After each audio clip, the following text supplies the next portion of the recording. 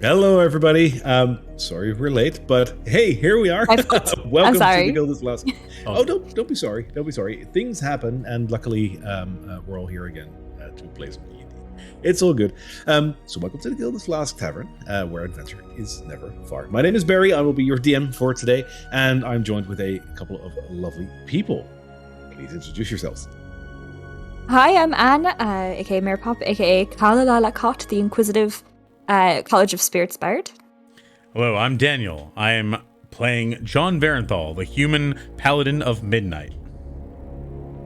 I'm Marissa. I am playing Casariel, the Aesmar Twilight Cleric.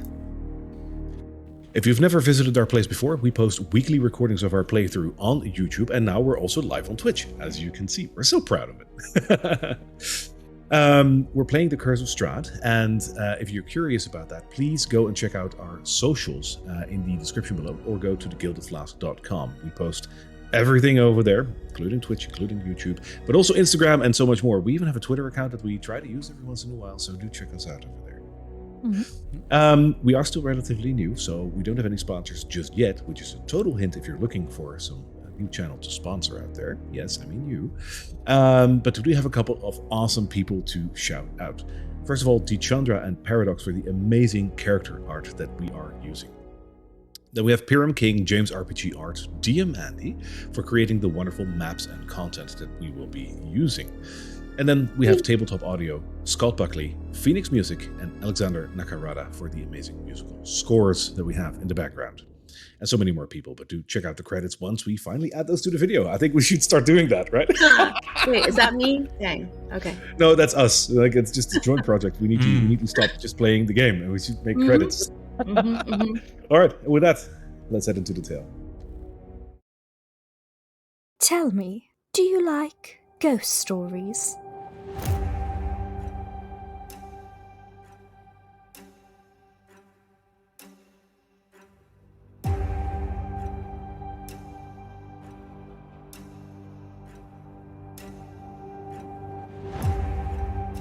I've been investigating people vanishing mysteriously into the night, never to return. It looks like I've found out where they've been.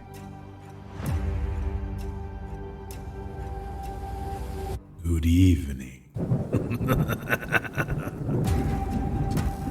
I don't like this place. The air feels heavier. Did you hear that? What do you mean he's watching?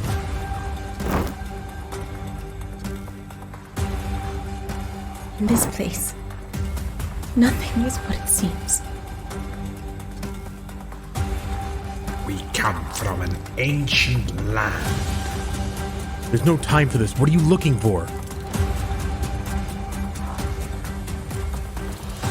This place has taken my father and my mother. It will not have me.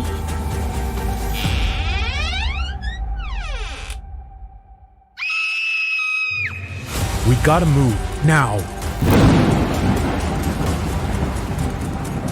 Oh, I do love a good mystery.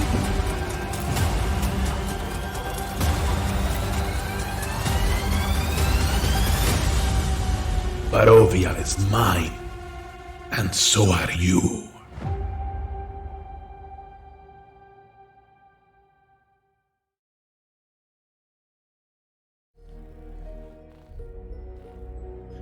That never gets old, does it? What an amazing intro made by our wonderful Marissa. Thank you so much for making that. Every single time I see that. I know it's ours, but every single time I look at that, it's like, holy shit, that's ours. Love it. All right, so last week, yes, you were in the Death House. You found the catacombs beneath the Death House, and you've been looking around over there. And last week, you started with an encounter with no less than 4 ghouls, yes. You defeated them. With some trouble. We almost lost a party member there. But we lost me many times. Please. Well, I mean, you are a tiny character, right? So it's it's easy to lose you. Easy to lose track of. I really don't like being seen. That's by design. But you are right as rain again. Then you ran into 2 ghasts, which you also aptly defeated. What a ghastly experience. Definitely ghastly experience. Oh my. was fire. Is that a roll for psychic? Yeah, I think it is, right? Oh, let's just roll fucking hell. for psychic damage Yeah. on this one. Yes. Yeah, are we rolling a Oh, it's just a D4? What are we doing? D4. Well, we'll just do a D4. 1. 4. Peace, man.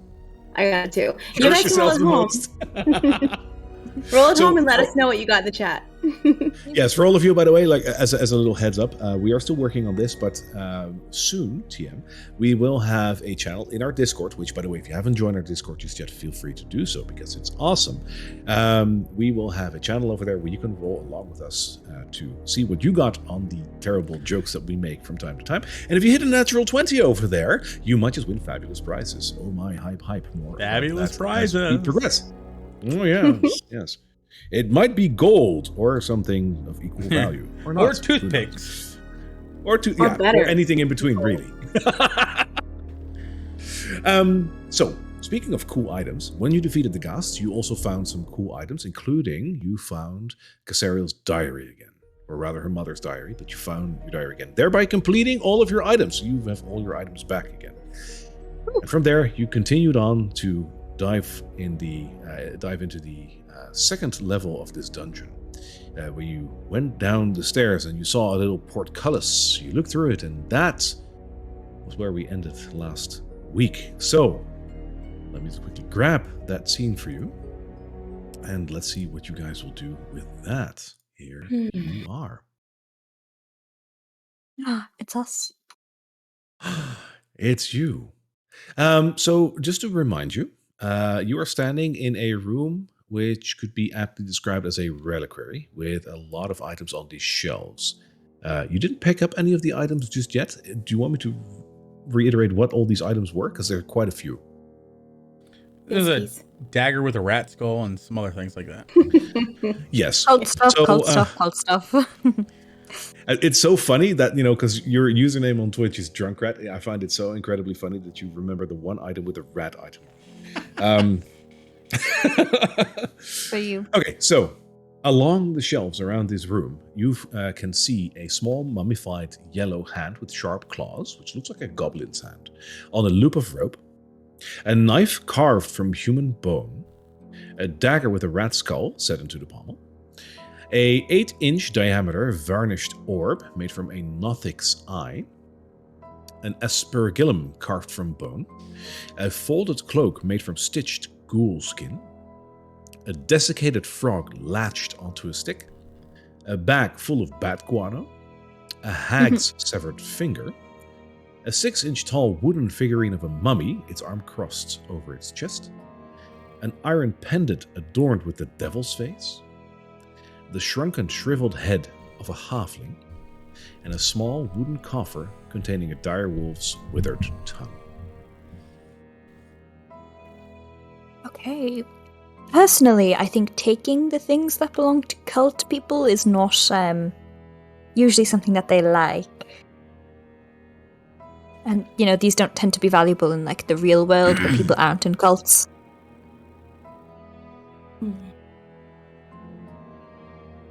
John's How not loud is the chanting? So the chanting is really loud over here. As you can recall, last time when you were in the upper part of this dungeon, you could hear a very muffled sort of chanting going on. And as you descended the stairs, it became more clear. Right now, it's almost completely clear. So it is... You would feel that this is very close by. Ooh.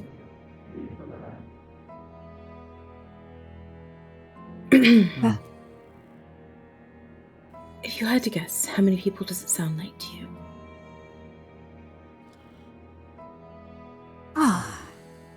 Quiet, please. I'm going to try and gauge, can I hear the sounds? How does it seem to be, multiple, or does it all just seem to be, one collective loud? Is there, any delay in terms of how the chanting is happening? It's an echoey kind of sound that is very repetitive, but you can assess... Well, as a matter of fact, give me a... What is your passive? What is your passive perception? Oh, my passive, that's fun. That's different. Yeah. That'll be a 13, Steve. 13, okay. You... Barry, who is now Steve,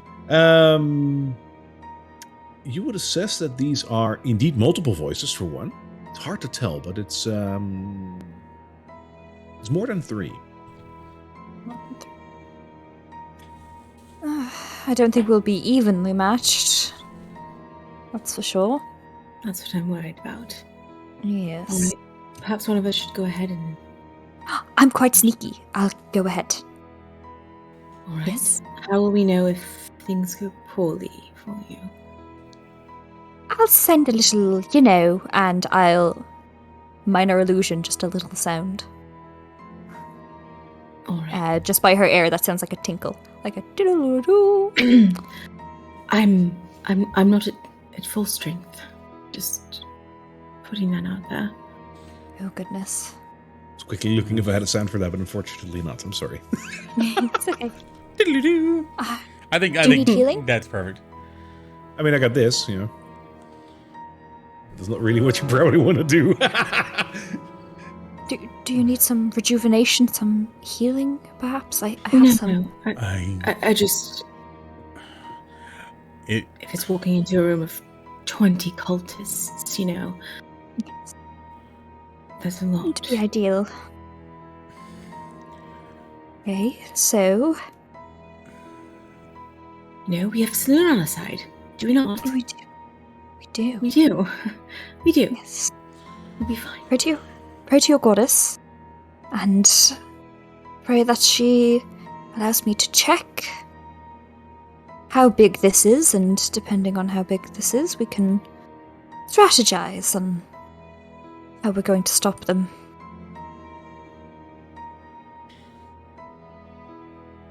Okay. I am going to cast invisibility on myself. All right. I'm going to go, okay, when I come back, I'll let you know what's in there. Cast invisibility. Right. You watch sort of like purple overtake me as it like sort of cloud of it swirls and swirls and swirls, and then poof, there's no longer a halfling in the room. And I'm going to go to this side. Yes. And I'm going to sort of like plant myself up against this wall here. Yeah. And kind of like very carefully and quietly pick my way down this hallway. Perfect. This hallway curves around into another corner. Staying very close to the wall, keeping an eye on sort of the floor, because I remember the pit trap that I had fallen into, keeping kind of glancing up at the ceiling every once in a while just to make sure nothing's going to come down onto me either. I'm going to tiptoe forward again. All right. Karla, remind me, do you have dark vision? No. Do not. You barely see anything over here. Goodness. Then I'm going to continue forward. All right. One step. It seems that there are 2 pathways next to you, left and right, and one in front of you. Okay. I'm going to kind of hug this corner here, getting ready to bolt if I need to. And I'm going to try and listen to where the chanting sounds the most loud. Like, where does it sound like it's coming from? Funnily enough, moving away from where you were, you can still hear the sound and it's audible as F, but it's less clear than where you came from. What you do notice is if you hug this wall and you look towards the east for you, you see a solid stone wall, which is interesting because the rest of the walls around you are like packed dirt with the occasional stone in it, but it's not like brickwork or anything. The wall that you see over there, which you can barely make out, is made of brick. I'm going to just really look at this corner. Is there anything that looks kind of out of place that might trap me if I get closer to that wall? You really can't make that out in the dark. Okay. Shit, well then I'm going to continue forward, I guess. Right. Again, you see that there is a left, a right, and a south.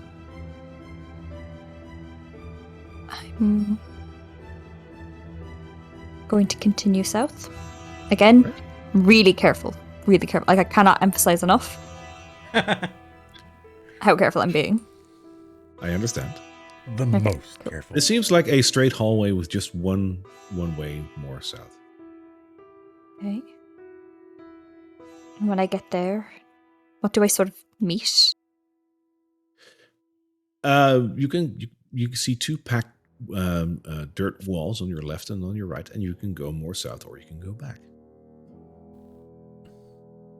Going to go back one and look down here. All right. You notice that it's also two dirt walls to the north and to the south, but the brick wall that you saw back there also applies over here. It seems like that is the one long, solid stone wall. Then I'm going to continue downwards once more. All right. Whether that's smart or not, I don't know, but hugging the wall, I'm going to continue on. Again, you can go left, you can go right, and you can go down. This is a maze, it seems. Oh, fun! Okay. If only you had a way to see in the dark. That'd be so good. Alrighty. Stealthily making my way further down. All right. Again, you are standing in between two packed dirt walls, but you can go south even more. And we'll continue. All right. Straight line never hurt Up. anyone. It opens up again. A left, a right, and a south. Continue down. You run Let's into a not dirt talk- wall. You can go left, you can go right, but it seems to be the end of the large hallway here. Okay, I'm going to look towards my right. All right. Again, if you try and make out if you see anything over there, you will notice that, again, there is a brick wall over there. When I look to my left, what is there? You notice that it looks like the same amount of room, but it ends in packed dirt. Fun. Okay. Then I'm going to continue upward to here and go right. All right. Again, you can see that you can go north and you can go south, but you run into a brick wall again over there. Oh, okay. Then I'm going to go south. I'm going to come in, hug the wall, and go south. All right. As you do that, those are never the words you want to hear a DM say, right? As you do that, and you walk south here, your feet touch something. It is a large Meh. pile of bones, How exciting. enough to make out about 1 to 2 corpses. I'm going to bend down very quietly, not going to touch them, but I'm going to try and get as close as possible to look. Do they look sort of gnawed on like the bones in the dining room did? Not at all. No. As a matter of fact, they look rather intact as a complete skeleton. Interesting. Give me. I know you're in complete darkness, but I will allow this because you are trying to be investigative in this, and you said you're getting really up close. Give me a perception check, even though it's completely dark. But give me a perception check. Okay. 17? Oh, 18. Perfect. Okay. Other than the fact that it's a complete pile of bones, you notice one thing that is really odd about it. That is that its arms are raised up towards the stone wall. So that would be, I can't really show it, but like towards your south, right, in the little corner. Its arms are raised up, and they're held against the wall by rusty shackles. Oh, so a prisoner. How exciting. Is the skeleton wearing any clothing of any kind? If you do notice some scraps of clothing around, but it's hard to distinguish what it is. It's cloth, Okay. but it's hard to distinguish if it's any form of type of clothing. Oh, cheerful. Then I'm going to back up and look towards here. Upward. All right. An empty alcove, again, with the stone wall on your right side. Very well. In the meantime, In the meantime, while you're walking around over there, Casariel, John, what are you doing? Because you're just standing there waiting. What are you doing? John, the moment he came in here and Karla started walking around investigating the relics, John has been just really uneasy. This is not a comfortable place for him, or for anyone for that matter, but he's got one hand in his left hand, he's holding the saloon, the token of saloon, and he's muttering prayers such as the light will come, the light always comes. Dawn approaches, and the darkness is but temporary. And with his right hand, he's gripping very, very tightly the weapon, holding it not so much as a threatening gesture, but like almost holding it close to him, like it's giving him comfort in some way. Okay. What about you, Cassario? Casariel lifts her hand to her wound. And you can see that the inside of her skin illuminates from the inside. Almost this like faint purple light. And I'll cast Healing Hands on myself, on my wound. All right. On my side. That is that's your ASMR trait, right? Mm-hmm. Yeah, so Yeah. I'm just going to heal myself for 3. Perfectly fine. And then I'll look at John. What's going on with that thing? Your weapon.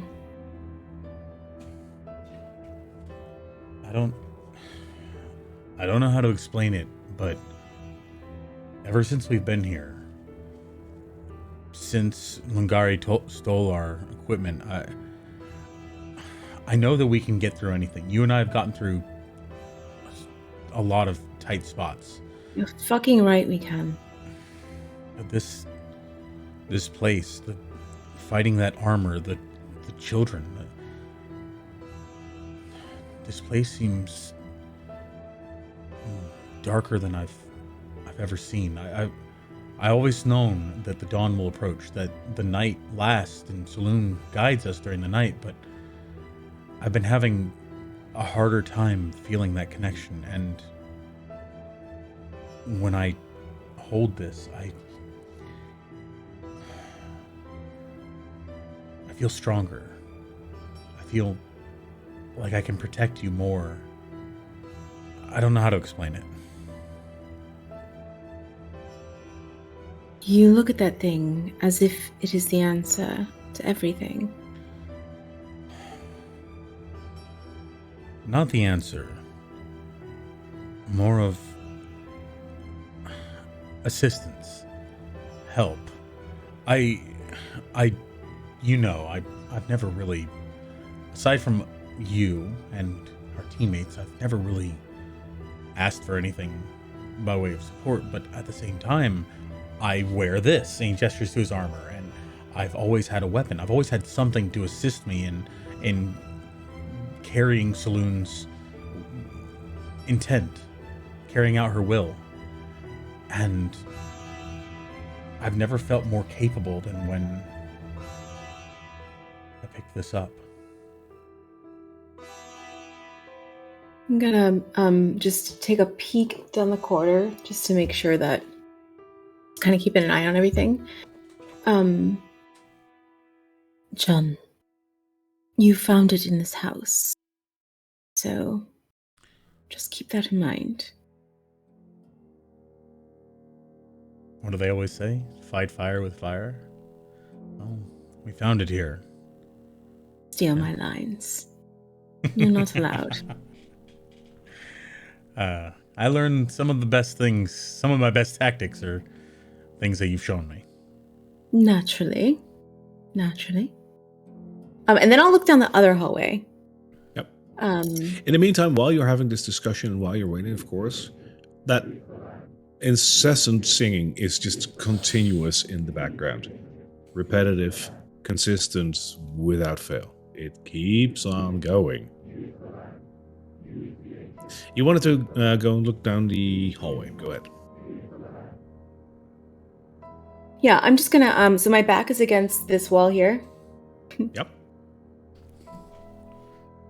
Yeah, I'm just gonna You wanna- peek down. I'm gonna peek down that hallway like this. Oh, the like the one with the The portcullis? one to my right. Right. This one here. Well, you have a lot better vision, so you will actually be able to see a lot more there.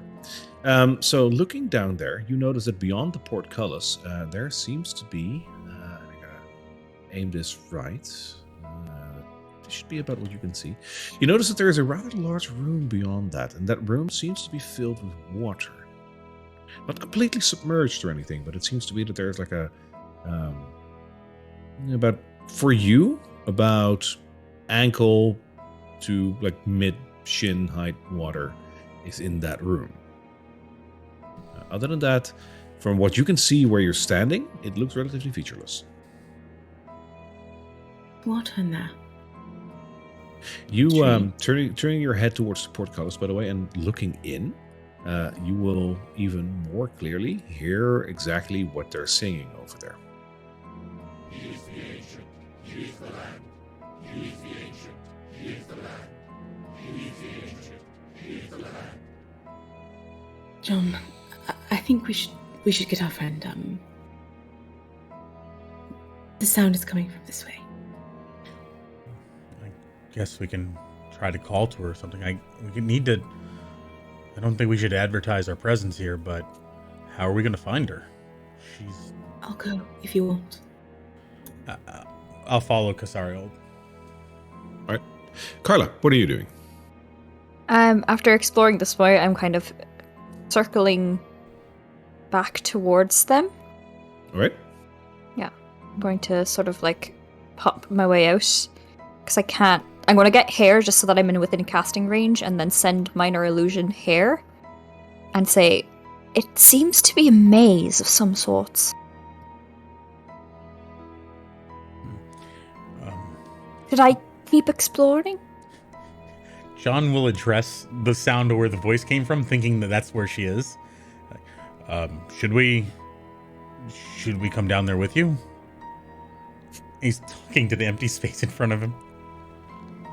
I think with the chanting going on right now, Karla can't hear that. Right. Yeah, totally. But he still thinks that's where she is. No, perfectly fine. It's just like she won't hear that. So, what should we do? Are we going?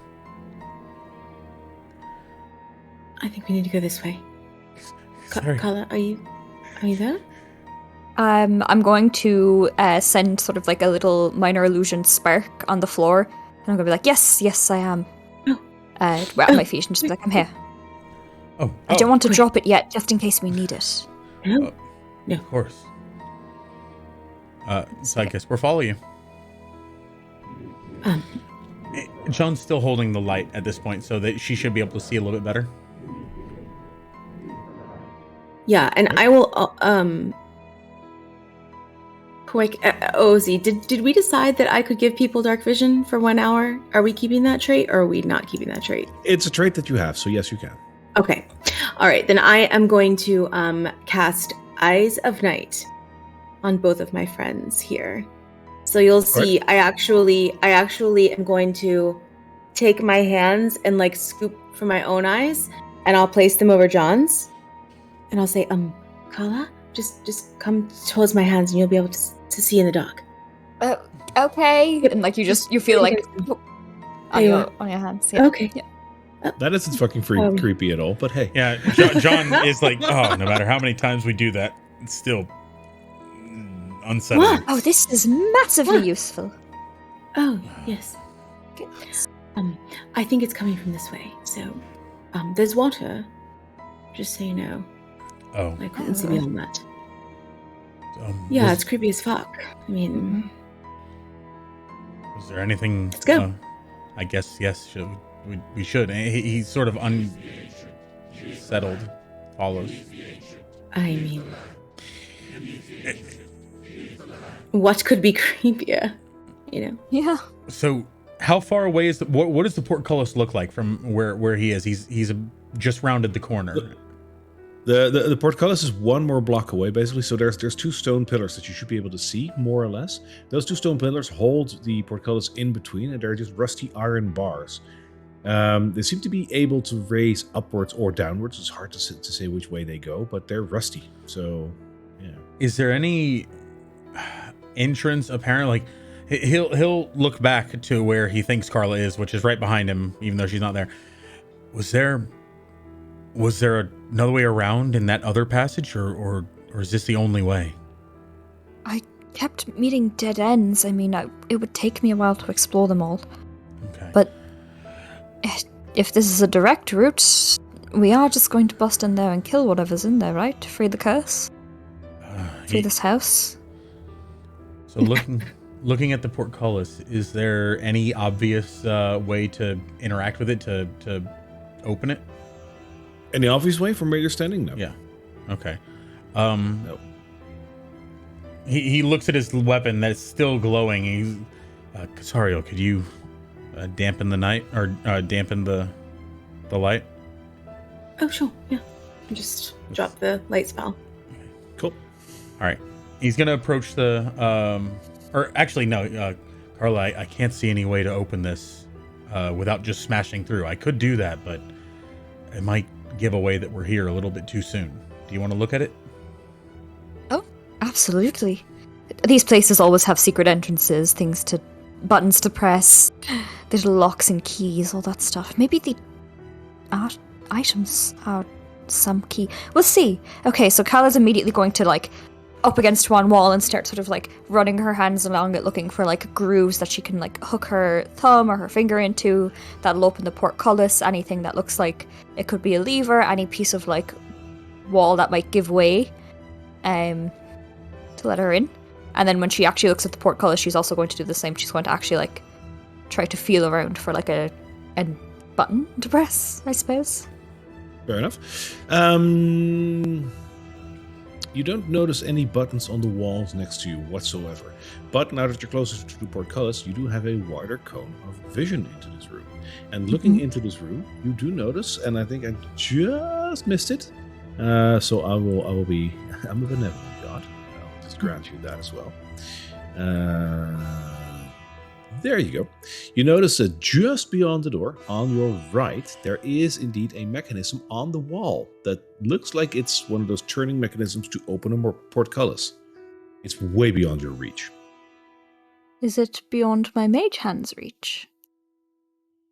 Who knows? The You can swirling certainly mist comes from the ground and it reaches up and it reaches towards it to see if it can open it. Roll me a strength check. Oh, exciting! We didn't hear that. Natural 20, you said? Or natural 1? Okay. Natural Wow. 20! Yeah, You fuck. actually rolled a natural 20 on that? That was what, yeah, that's insane. Let me get my fucking phone. Holy shit. That's amazing. Holy shit. Okay, it opens. I was like, okay, yeah, no, this is going to be That's a fantastic. hard failure because I've got terrible strength. Holy fuck. Believe it or not, Yes. that portcullis requires an actual DC 20 to open, so... Oh my god, MVP. That is insane. Shit. Yeah. Oh, wait. Girl, you're Wait. awesome. Wait a minute. It's a natural 20, but it's -1. Yeah. Oh. Ooh. It Oh, so looks... it's a 19? It's a 19. All right, so it raises off of the ground just a little bit. It splashes back down. Not open. Shit. I'm sorry. What happened? All right. What happened? Hearing, Oh shit, that's really funny. There's no way I could have won. That's fantastic. That's great. That's even better. This is, It's it jiggles up, I imagine, and she's like, "Oh, it's going to happen." And then, no, I'm not at all. Hold on. I'm so torn because it is a natural 20, and I'm so close to willing to give it to you, but no, this Ooh, 20 could is, we yeah, I need make a 20. cool moment where I go, I see it struggling, and I reach my hand out, and I give You don't see me Level struggling. 85 you, and I He's use invisible. guidance. Oh shit, you're right. Never mind. John, what's going on? No, good thought though. So if that happens in the future, yes, we'll honor that. That's But for now- hilarious. It's amazing. That's so funny. That is cool. But we hear it. Right? Yeah, we hear it going up. Splash back down. You hear So- it splash back down. You hear it go. Oh shit! Are you trying to open that gate? Are you like are you trying to open it? Because he can't see what you're doing. He thinks that you're picking it up with your fingers. Do you need help? There's a mechanism over on that wall over there that clearly opens whatever this is, but I'm afraid I'm not strong enough, I think. All right, yeah. If there's no way to open it from this side, I think we should look around a little bit, because if we need to, I can try to break this down. But Well, we should try to see if there's any other way.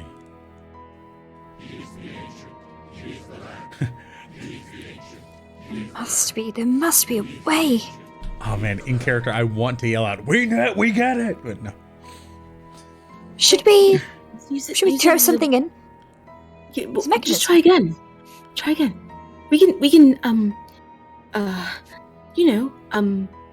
help you somehow, right? Can't you? You could bless her. I could guide her. Right? Or He's gonna look at the door. we can do it. Does it look really heavy, like something that would be really hard to open? It's hard to tell because it's rusted shut and whatnot, but you can always try.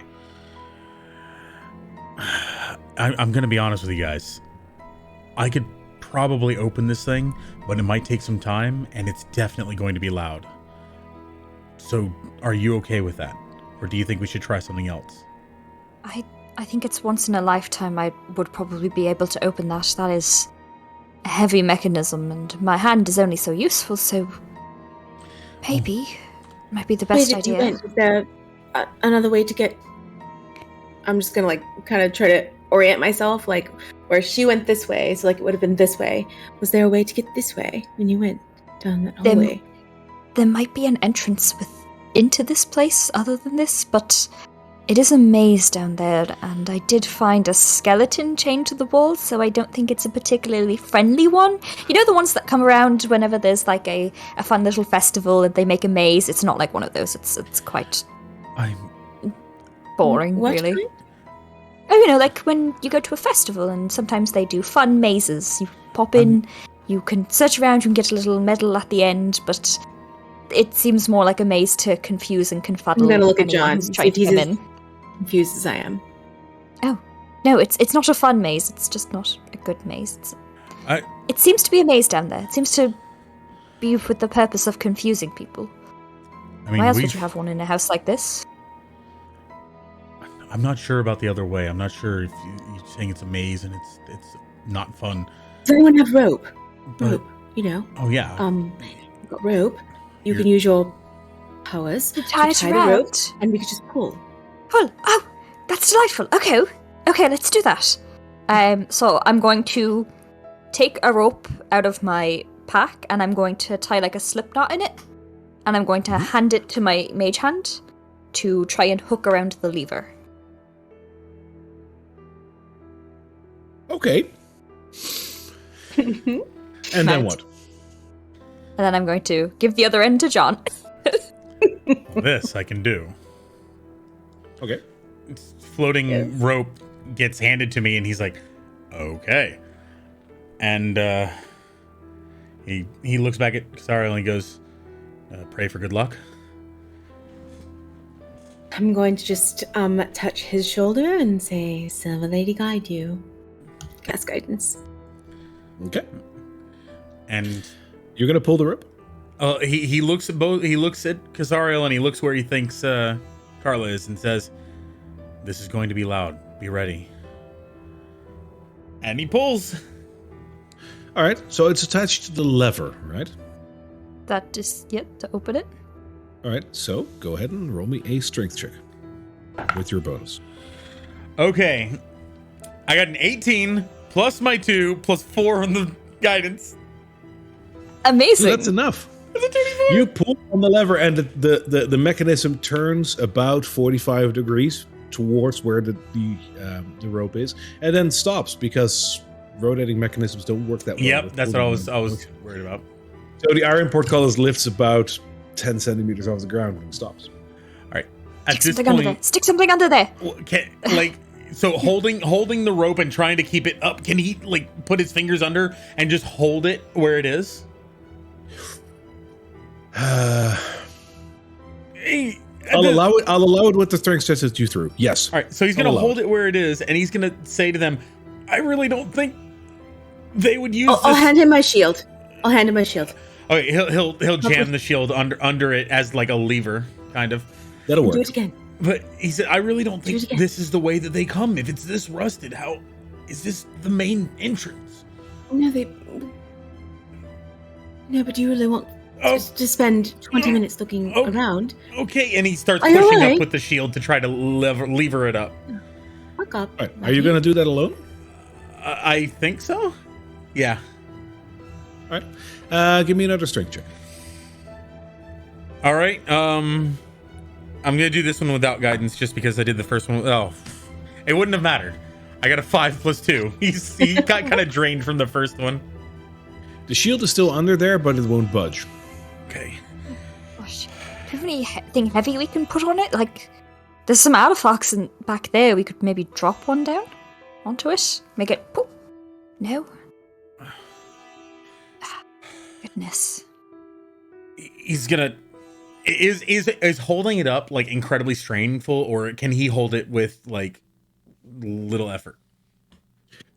Again, with the first roll, I'll honor that for the rest you want to do, unless you want to have a state change. So if you want to raise it up even more, that requires another roll. But okay, holding it there, you will be able to. Right. So yeah, holding it there, he's gonna like hold it there and turn to look. Like, I don't really have any more ideas here. All right, listen. Something in this room. Maybe we pull a lever or pick something up in this room. The orb or the dagger or something. He's gonna look around at the door. He's gonna say, "It seems like the problem isn't that, like, if this were clean and in good repair, I would be able to open this. I could lift this easily, but it's just so jammed. It's John, you haven't tried to lift it even further than what it is right now, huh? Oh yeah, ghost house. We just did that, right? Yeah, with the shield. Lifting it up, right? Yes. Okay. You try to use the shield. Okay, then he'll try to regular lift it, I guess. All right, go ahead. Just deadlift it. And that is a 19 plus his 2. Wow. Okay. There you go. I really like this die right now. All right. It is my new die. As you force every last bit of your strength together and just push this portcullis up, you see, well, you might hear the rotating mechanism on the wall start to turn as you push it up, because it is in tandem, and it will go up, and you won't have to hold it anymore as you completely push it up. Oh. He's gonna lean against the wall. Is it staying up on its own now? You said? Yes. Okay. You forced the mechanism to basically support it. It's one of those systems that if you turn the wheel, it'll go up. If you force it to go up, the wheel will go with it. So yeah, you're fine. He's gonna lean against the wall. Nice job, buddy. Good job. I'm gonna just pat him on the back. Amazing. Go. He'll stand back up and be ready. All right. Take one step in and look around. So you have your dark vision, so that means that you can see the entire room. And stepping inside, this is a very peculiar room. For what you see here is a completely stone-masoned room with a raised area around, so the area around needs a little stairs to get up to. That's about the height of one person, so about, say, 6 feet up. There's some stone pillars around that are otherwise they're just stone pillars. There's no artwork on it whatsoever. The water is about 2 feet deep, as I said, and in the middle of the room stands a rather large stone dais. Furthermore, all the way to the south, it seems that part of the wall has given way to a somewhat natural-looking alcove. So it's just part of the wall that's crumbled there. I'll show a little bit of that. It's hard to see in there because it's really dark. But you notice that part of the wall's just collapsed there. The dais in the middle of the room has an altar on it. And Karla, you went up there, huh? Yes. Right. Because you're small, that's why I'm asking. All of you can see the fact that on the altar there is a whole lot of dried blood on top of it.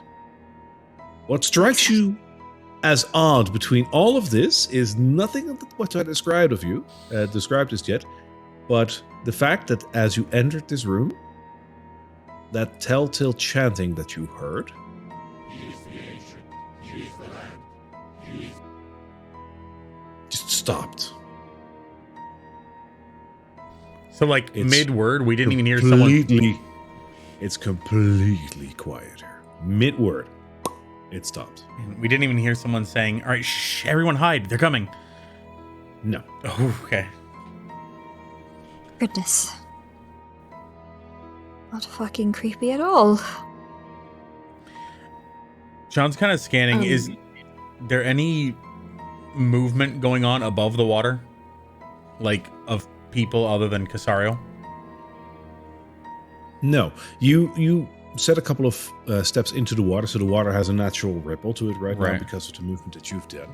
Other than that, it's empty here and quiet. And he's going to walk forward towards the dais. All right. As I said, the dais is rather large and in the middle of the room, and the altar is even larger still. From where you're standing right now, you can only see the top of the altar if you would climb onto the dais. And there's one thing I quickly have to check. Yes. Above the altar, there are, all the way from the ceiling, there are a couple of shackles hanging down. They're empty, but they hang precariously over the altar that has been all but covered in dried blood. All right. So we see the altar where our Mr. and Mrs. Durst.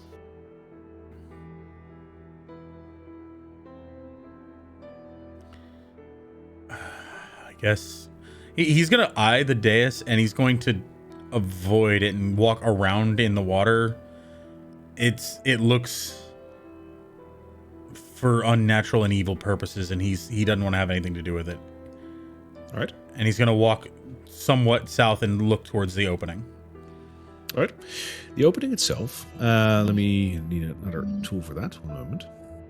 The opening itself seems to indeed be one of those natural outcroppings that happens when a wall gives way because the earth behind it just slipped away because of a rainstorm or something like that.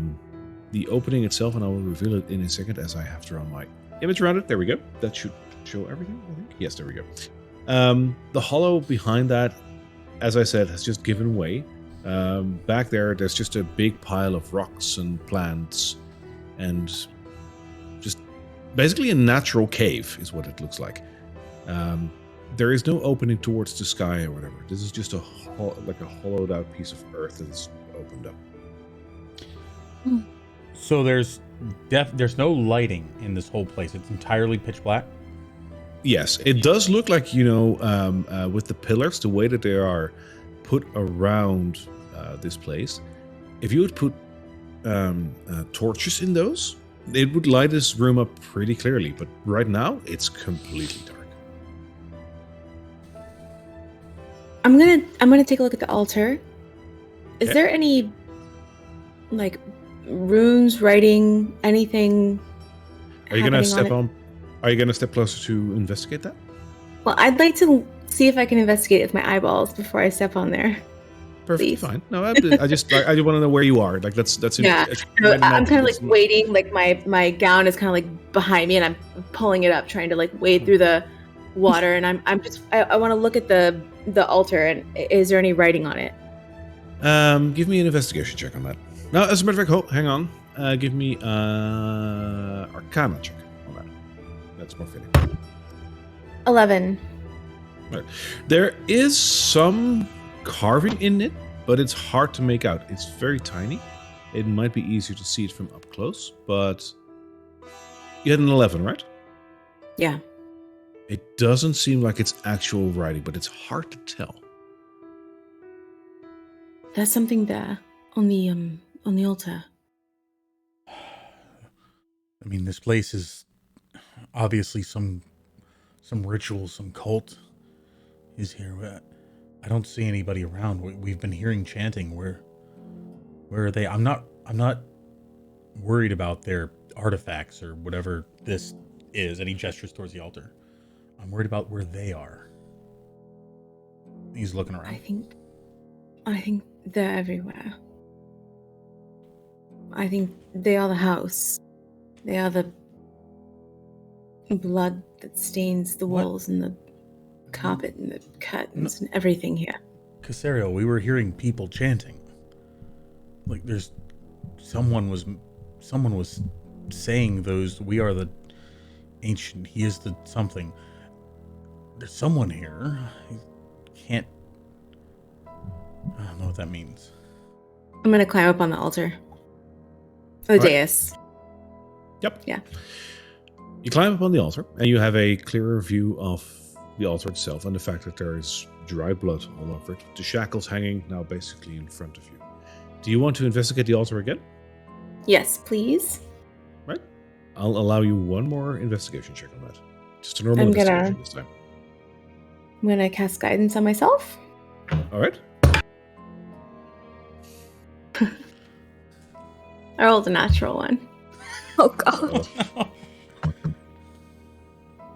You are looking at the altar and looking at the carvings on it. It doesn't seem to look like any text. You're pretty sure it's not text. Like, it's probably not. It's just something. Looking at the top of the altar, however, the dried blood on that, you're pretty sure it's not even blood. It's probably just ketchup, which is fair because this is a dungeon and dungeons don't have blood. It's usually just ketchup. Right? Rocks don't Ketchup. bleed. Yes. Mm-hmm. It's just bullshit. Point of clarification. Cassario. Yeah. I was just gonna say, point of clarification. Once we got the door open, definitely gave her back her shield. Just make sure that everyone. Yeah, that's perfectly fine. You forgot your shield. You didn't say it. Yeah. No, Sorry. you. Those to me are clearly just like, you I'm know. gonna need it. It's not like all three of you jumped over that shield. Like, yeah, we don't need that anymore because like it's touched the Yeah, ground. it touched the door. Ugh. Yeah, okay, Ew. 5 second rule. Gross. I don't want floor shield. I don't want this soured anymore. Ugh. Exactly, 5 second rule. Like, don't touch it anymore. But, Casariel, you are looking at that altar. And you're looking at the ketchup that is on top of it. And as you're looking at that, you notice that around you, all of a sudden, shapes start to form. And those shapes first take the shape of a puff of smoke, and they rapidly whirl into the shape of someone that looks like a hooded figure. And those hoods seem to be crimson black. And inside the hood, there's just darkness. There's no face there. There's no mask there either, because the token shows there's a mask, but there isn't a mask. It's completely devoid. It's blackness. And as you look up and you see these forms figure around you, around the altar, very subtly in the distance, the sound starts to start up again.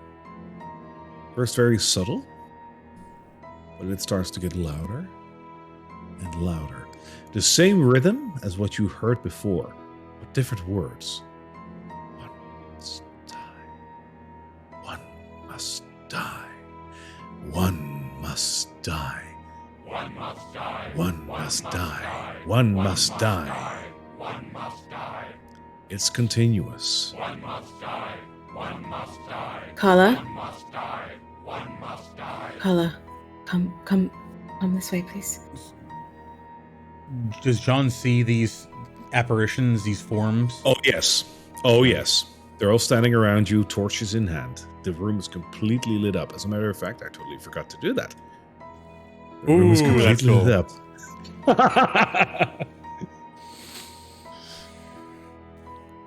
I'm going to send minor illusion over to say shh into Casariel's ear. Just shh. What was that last part? Because I didn't catch that. Right, you're invisible. Yeah. Yeah.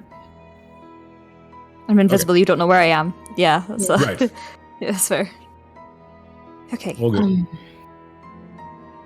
It seems that we have interrupted your ritual. That's so rude.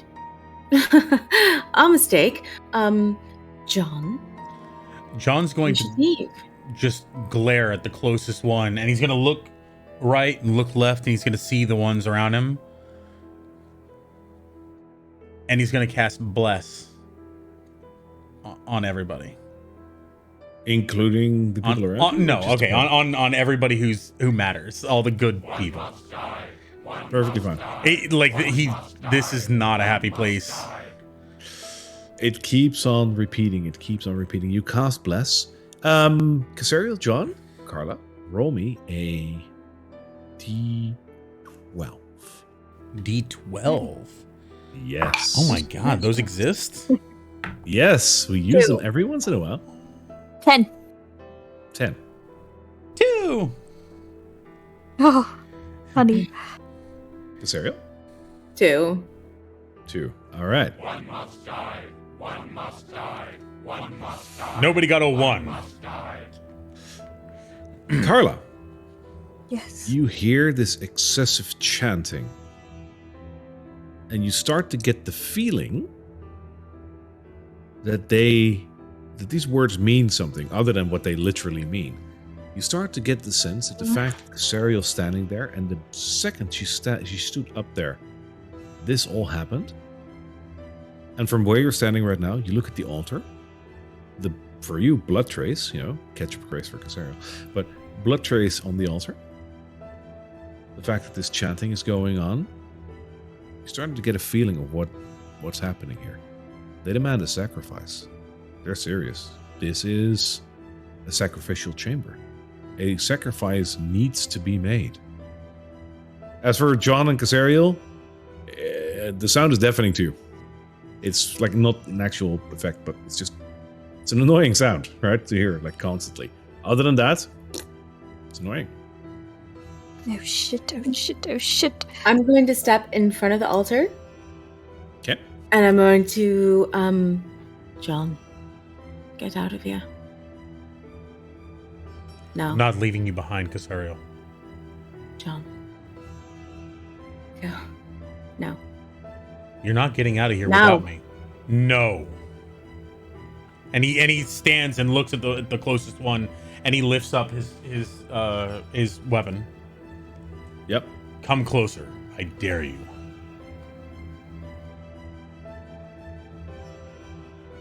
One must die. One must die. One must die. One must die. No Request- reaction other than the chanting. This Right. is a question though. I want you to not judge me for. We Go brought ahead. the dog with us, didn't we? Are you asking that to me?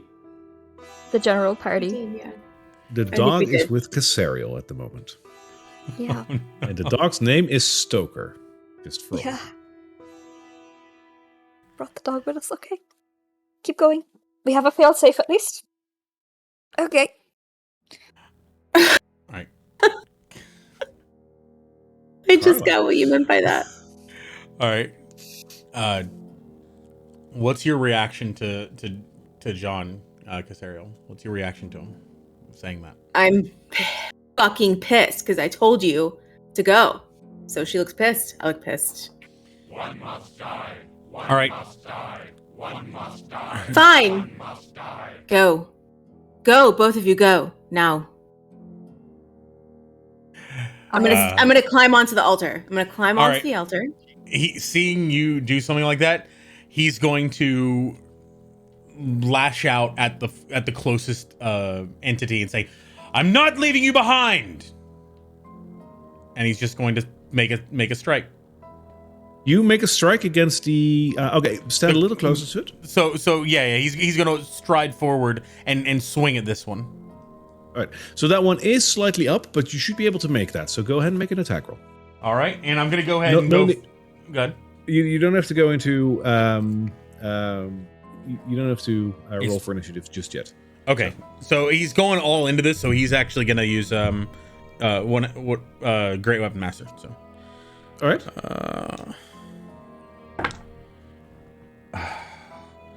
And he got I believe, 13. 13. Okay. Your weapon comes crashing down on this cultist that is standing there, and it swishes right through it onto the dais that it's or onto the ledge that it's standing there. And as you do, very briefly, you hear one other thing between the constant chanting. Come, demon, we awaken. One must die. One must die. One must die. One must die. John. To me. Look at me. I'm not leaving you Come out behind. of here. We're both leaving this room, or neither of us are.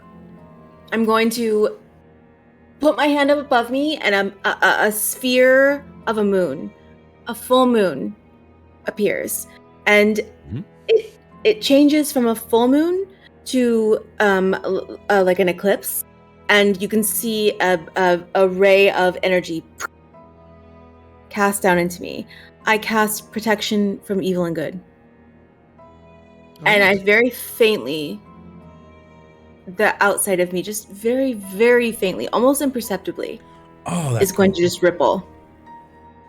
A purple light flashes through this room. The spell takes effect. Other than that, the chanting continues. I am seeing this happening, and I'm like, they're not attacking yet. Okay, we can always kill the dog. Okay, and I'm going to look around, and then these stones, are these things that I could possibly stand on? Or are they like too tall, too big? No, you're a halfling. Yeah, no, you totally can. Okay, so I'm going to try and like make as little like movement in the water as possible, hop up onto the stone, and really get a good look at what's inside here. Give me an investigation check. Oh, exciting. 12 plus 6, that's 18. There is a lot of just plant material and stones and whatnot. It seems to be a big pile of refuse, basically. Just plants, bits of rock, twigs, roots, predominantly roots because you're deep underground. With your 18, you do notice that it's a big pile in the middle of this alcove. I'm going to try and hop over onto this stone that's here. Okay. And that try and just get closer and closer to the pile to see if I can see anything within here that could help us to stop this. It's it's like you're looking into a large bramble bush. You'd have to cut it open to know, but just looking at it, can't see. Does it look like it could catch fire?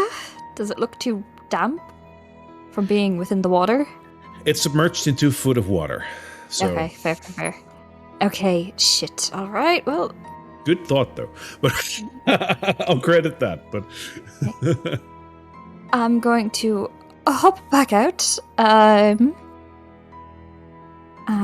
oh shit, I don't know what to do. I'm going to wait. And see what they're going to do. I'm going to kind of like shimmy back up and see if an attack happens. One must die. One must die. One must die. One must die. John keeps repeating. John is pissed now. He tried to hit this one and it went right through him. So he's going to basically be stalking up and down the walls, just swiping at every single one of them. This is, as far as this is not happening. Right. I will allow you to do that without movement, and I will tell you as you do so, every single one of them just evaporates into a puff of smoke as you hit it, reforms into the form of a cultist, and continues singing. Chanting, rather. It's not singing. Cassario, get down off the altar. This is not... I don't know what you're playing at, but we're not going along with this. One must die. One must die. One must die. He'll reapproach her. All right, Casariel jumps down. She's just gonna head out of here. All right, hang on. Stand back there. Okay. As you jump off of the dais and back into the water, because you're into the water again right now, Mm-hmm. Yeah. the chanting immediately switches from One this must die. One must die. One must die. One must die. to this. Lorgoth the Decay, we awaken thee. Lorgoth the Decay, we awaken thee. And as you hear that, in the alcove on the lower side of this room, the entire mound of leaves and twigs and stones and roots starts to move and jitter and stand up into a giant behemoth. And it turns around and lets out a bellowing roar at all of you. And I need a roll for initiative. Are we leaving now?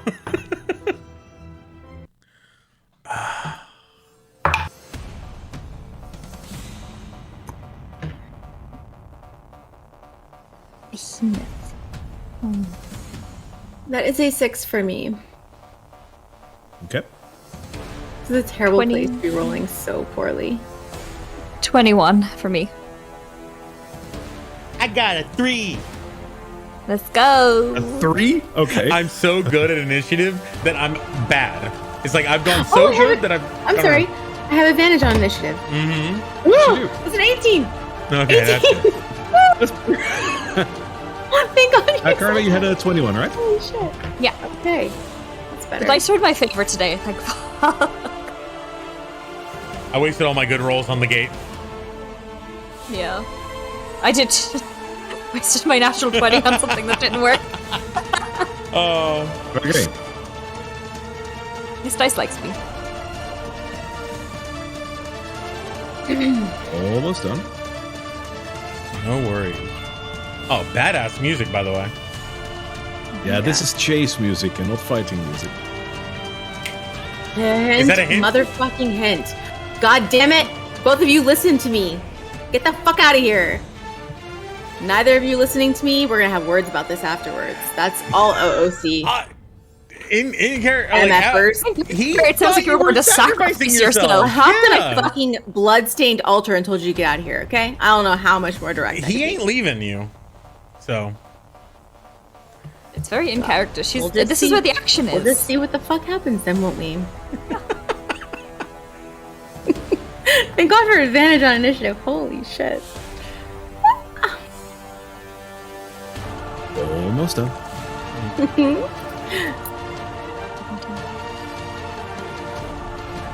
thank you, Blade. Exactly. We're so fucking far from the exit.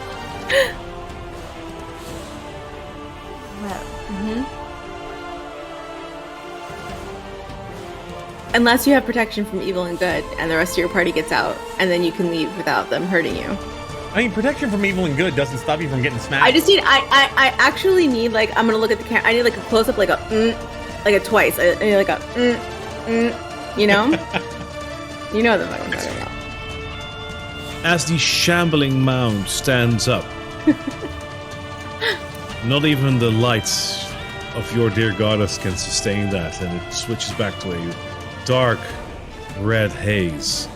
The bellowing roar was made your way, and Karla. All you hear at the moment. Oh, the music isn't on repeat, so we're gonna turn that on again. I'm so sorry. All you hear at the moment. All you hear is just no more Holy music. shit. That's scarier. Delightful. That Wait is till not a I'm good back. omen. Lovely. There we go. Right. All you hear is that continuous Lorgoth, the Decayer. We awaken thee. You're up, Karla. What do you do? I go, oh, I hope... how did he get me out of Neverwinter again? Okay. I'm going to cast Bardic Inspiration. I'm going to use my bonus action to determine my tale as I try to draw within me the tales of my past to see if any of these ghosts will help me in this situation. And really, really hope. Okay. Let's see what you threw. I got a 4. Tale of the Runaway. Yeah? That's nice. Yes. Thank fuck. Okay. Okay. I was either hoping for any health points or this. Within me, I think of the story that I told. In fact, it's the story how we met. I contacted someone whose family members had disappeared in order to get some teleportation out of the city. And if you can recall, a certain Gemir Gregorius sent me to look for his brother. Unfortunately, his brother had passed, but that tale stuck with me, and Gemir's ability stuck with me. And a teleport, like a teleportal, like appears just further, 30 feet closer to the door, as I pop back into existence and then pop right out again, and appear here. That's 35, this is 30. There we go. You see like a swirling purple shift, and I'm there. Nice. As my tail comes to fruition. Missy step. Yes. Yes, Bardic step. And I have to get rid of one of my inspirations, but yes. Okay, let's get the fuck out of here. Let's go. And I'm going to use the rest of my movement to try and kind of slide further towards the door. Alright, go ahead. What you do. Alright. And that's it, I imagine. That is all I can do. Yes, bonus action, and all the good stuff. Cassario, what do you do? All right, I just jumped in the water. I hear a sickening sound over my shoulder and look to see the shambling. What the fuck is that? And I'm going to boom, purple sphere in between my hands, and then it becomes 2. And then I'm going to extend it out around me. I'm going to channel my divinity. I'm Twilight Sanctuary. So for 30 feet around me, it looks like a force field of like a crackling lightning energy. And I'm going to say, I'm going to hold my action. I'm going to hold my action for if the shambling mess comes towards us. I'm holding a moonbolt. And I'm going to look at John and I'm going to say, ready to go now, princess. All right. The light updates on that.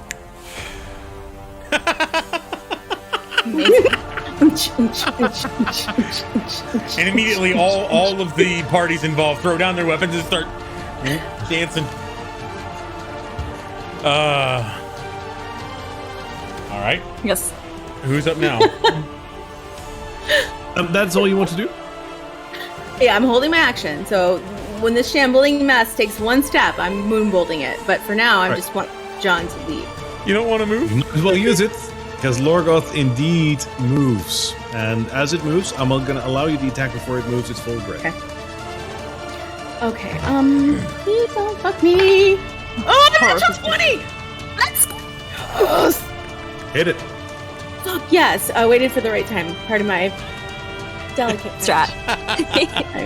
I'm such a lady. Okay. Yes. Okay, great. So that is, it's only 1d10. Sad face. Okay.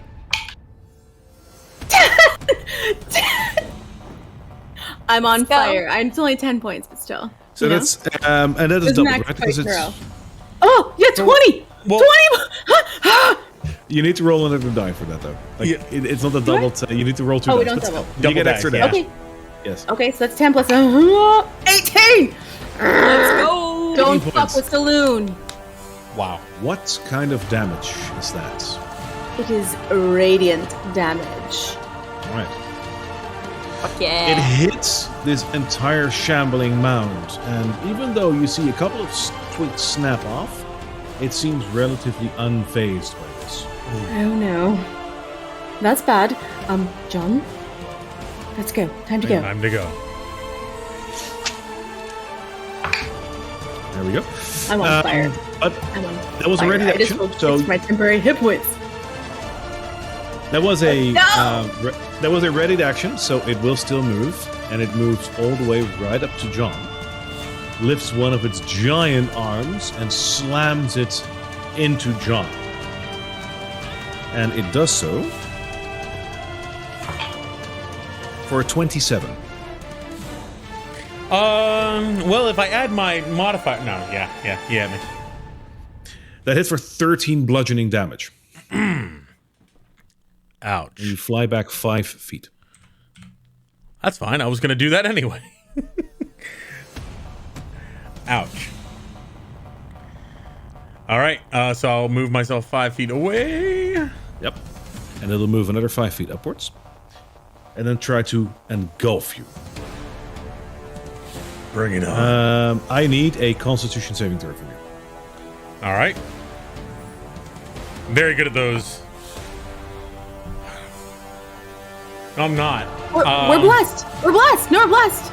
We're blessed. Yeah, it does We're work on blessed. save throws. I don't think it's gonna change anything. Okay. So I got a 2 on the roll, a 2 on the bless, and a 2 out of added. So I got a 6. Oof. Not enough, buddy. Nope. All right. You are engulfed by this creature. And in so doing, you take 10 bludgeoning damage. I'm hurting. I'm hurting real bad, guys. You are not technically grappled, but you will need to make another check to make sure that you can move away from it. If you can, it doesn't have an attack of opportunity against you. But you will need to make that check on your next move. All right. If it's up to you. Cassario. Was that John's turn? Sorry. You get wait. 4 temporary hit points at the end of your turn. Sorry, John. yeah, no. John still has its own turn. I haven't done a turn, yes. Grapple. Oh, Yeah, okay. you can still do things.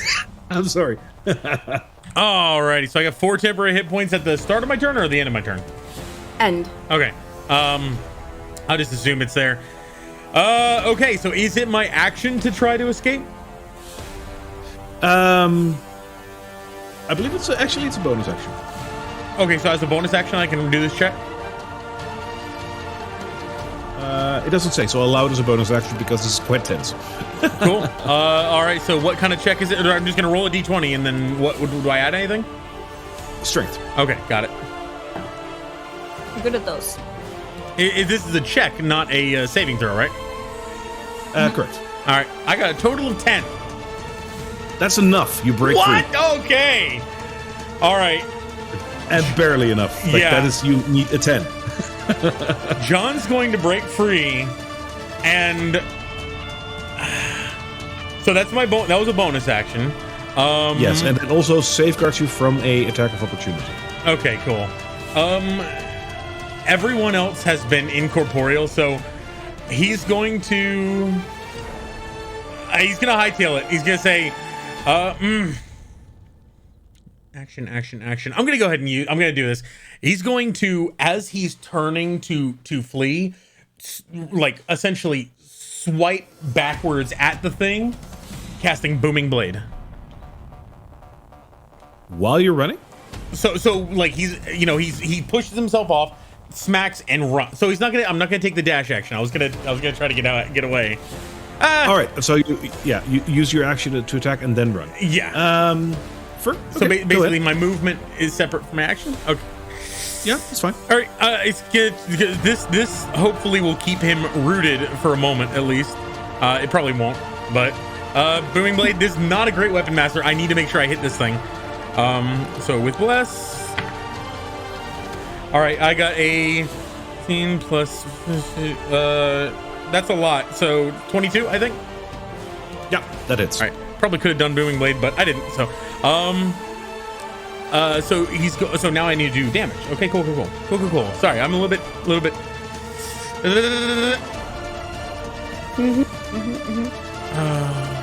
Actions. Get it. There we go. All right. 2d6 plus 2.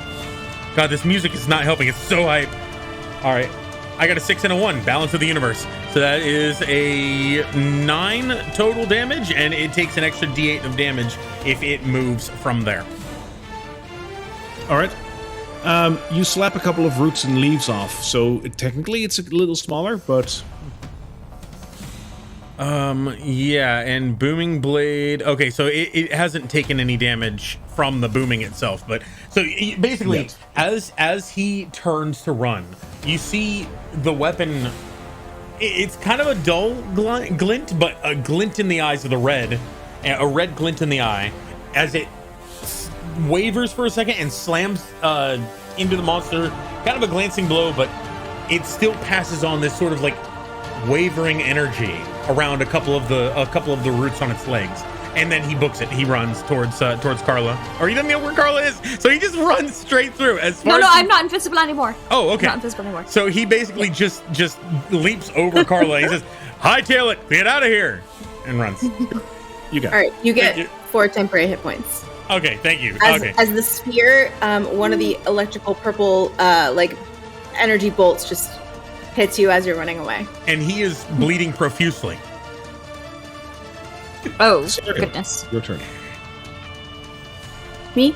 Is yeah. Are you first? And as Karla said, you do still have a Stoker with you, right? Yes, I do. I just wanted He's to make sure. in the hood of my cloak. Buggy. Barking at this. He's barking Don't at you this like mound. He's not happy. Yeah, you should attack. Go ahead. Give it all you got. Anything? You want to have it attack? Well, it's if he wants to. It's time. You know. Wait, it's a big stick. You Go can throw. fetch. You have it. You have it in your hood. If you want to throw it out, I'll allow it as an extra token. Throw him? No, never. Well, just pop him out. Right? It's just you No. have it. Oh. Basically, release him. As an action? Or as a bonus action? It's interact with objects. Bonus action. It's interact. So it's bonus. Okay. I'm gonna say, buddy, come on out of there. And I'll grab him, force field huck still him. around us. Listen, we both know you're not really a dog, right? So, sick it, boy. When we find out he was really just an innocent puppy, we're gonna be so sad. He will. I mean, act all that as your required just once. That's the price. Casariel, he will act as your familiar in this attack, so you can come out. And I'll allow it as you summoned him, basically, Wow, right now. okay. I'll allow a first attack with this. Oh. Excellent. Well, all right. Did you just stick a Wait, puppy on it? hold on. Behemoth? Familiar, that's a whole different class. Hold on. Yeah, I know. Okay, so I can pass through him as a familiar. For one, yep. Oh, I'm not gonna let him go though. I don't let him out of my hands. No, I don't want him to stay here. If he jumps, that's fine. But I don't want to be like, okay. I don't want to. You're taking over Make this up your puppy. mind, woman. Like, do you want to drop him or not? No, I don't want to drop him. No, I don't want to drop him. He's still with you. Cool. Yeah, okay. So I just take him out of my bonus action. Take my familiar out of my cape. I tell him, if you want to, any moment now, you can just take them all out if you want. And I'm going to start moving this way.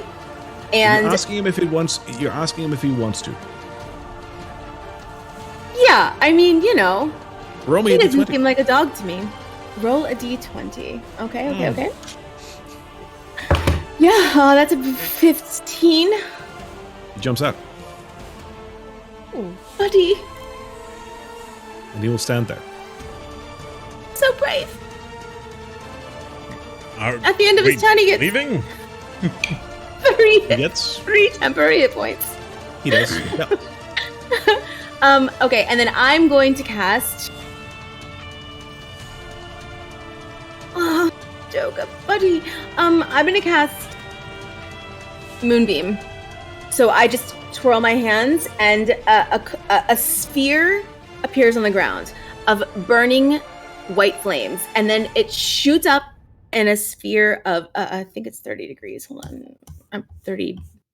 40-foot high cylinder, 5-foot wide, and I'm doing it right on the shambling mess. You're having fun with that. I love it. Oh, dude, this is such a cool thing. That does help, right? All right. Okay. All right. So, when a creature enters the spell area for the first time on its turn or starts its turn there, it's engulfed in ghostly flames. So nothing happens now. But I'm if I can see Karla, I'm literally going to use I'm just pushing her towards the exit. Time to go. Just one moment. By the way, did I not take my turn? Oh, you were the that's first right. one, so you... Oh, I'm so sorry. Yeah, the top of the round should be you. Yeah. Okay, no, we're going to say that happened first. She's kind of waiting to see what's going to happen. Sure. Yeah, after Casariel kind of does her thing, so do you have to roll damage or anything? Not yet. No, okay, on its turn. Okay, so I'm going to go, that's lovely, darling, and try to, and just kind of like scoot underneath her legs because I can move through people. And from a 15-foot cube out of me, just out of my bagpipes, I'm going to cast Thunder Wave Sure. before I run away. Right in front of you, so including Stoker. Sure. Technically, he wasn't there yet on your turn, so I'll No. Stoker I first. want to hit the dog. I want to hit the dog. Okay. I don't think that's a dog, and if it is a dog, it just required one sacrifice, didn't it? That's all I'm saying. One must die. Okay. Can you It's a stop saving throw. being so smart. That's a saving throw. A saving From throw you. of what? Constitution DC 12. Okay.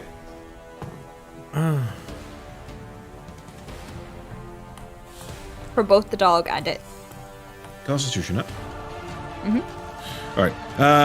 The Shambling Mount has a 19, so it passes. The dog has a 2, so it doesn't. Okay. So I got a 7 + 7, so that's 14, so halved for the Shambling Mound. And for Stoker, he takes 14 points of damage. Right. And on top of that, he gets pushed 5 feet out. Yes. Oh, sorry, 10 feet away from me. The Shambling Mound withstands your pulse of energy, but you do see a couple of twigs and leaves fly off. It seems unfazed, but you do see a couple of things flying off. Stoker, however, is just grinded into a bloody paste. He's gone. Okay. And I'm getting the fuck out of there, and I'm going, okay, come on, Casariel. As you leave, a bolt of energy gives you 4 temporary hit points. I just killed the dog. Oh. We'll talk about that later. It's not the time. It's not the time. That's not the time, That's fine, that's fine. Who knows, right? Was that all the movement you did, Cassario? Well, when I only moved that much, Karla was in my way. So, But you can Now- walk through me because I'm tiny. yeah. Okay, I'll so allow what you if you happened? want. I cast Moonbeam, yeah, on the shambling guy, and then I'll go all the way back here. Go ahead. Yeah. And that's it for me, Just, I guess. I Because think you we guys are can- in the way. I think Because we you didn't can. leave when I told you to. We can actually move through each other's spaces as long as you don't end up on them, right? Like if I'm, Yeah, I'm good though. I'm I'm gonna not stay back actually here. 5 feet wide. I mean, I know this armor makes me look bulky, but No, I'm gonna stay in the back. I Alright. have a spell up. Shambling We're Mound, good. Shambling Mound uses all of its movement speed to get right up to you, Cassario. so it's going to take a 1d8 of damage from my booming blade. Yes, And it it's does. also going to take a Constitution saving throw, please. Oh, okay. Oh, Oh yeah, of course. That's a 6, so that's probably not good. Yeah. woo! It takes 12 points of damage from me. Oof. Okay. And 2 points of damage from me. So that's 14 total. Holy shit. Okay. 2 twigs break off. He's still standing. Right. Mine is Doesn't okay. Good. It doesn't even look like he's that much different from when he stood up. Maybe he's missed 2 or 3 twigs, but this is dangerous. So mine was He thunder lifts damage. up Does that have anything to do? One thing that lifts up that looks like an arm, and it tries to crash down on you, Casariel. And it tries to do so with a 15. Doesn't hit. Doesn't hit. Shield. It hits your shield. Blunk. It lifts up its other arm and does the exact same thing. For a 23.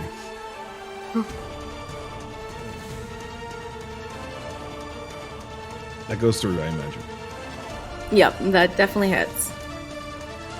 That is 13 points of bludgeoning damage.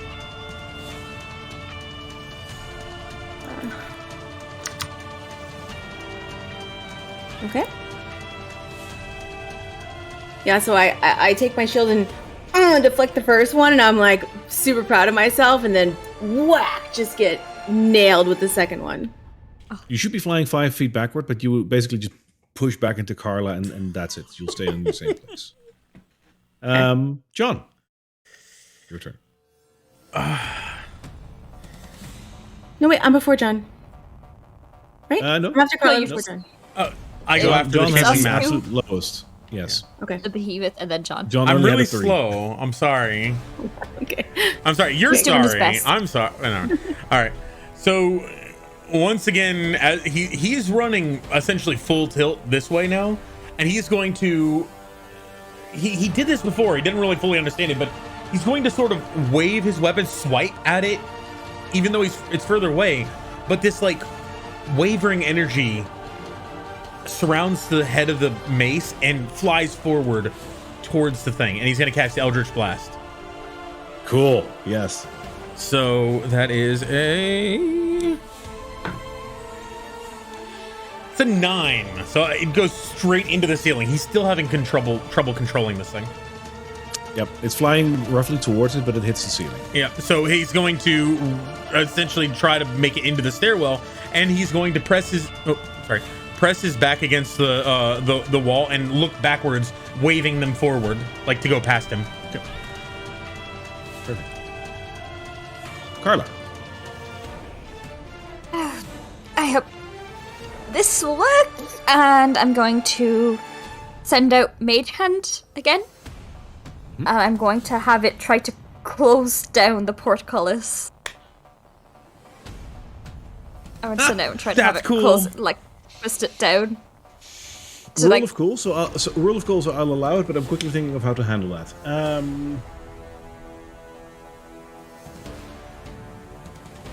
It's thinking on your feet, so it's agile. Give me just a flat dexterity check. Let's see what happens. oh, exciting. Okay, that's a 10 plus 3, 13.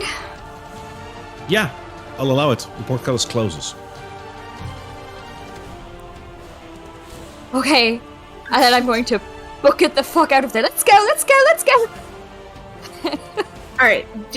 Both of you, do you Sorry. end your turn within 30 feet of me?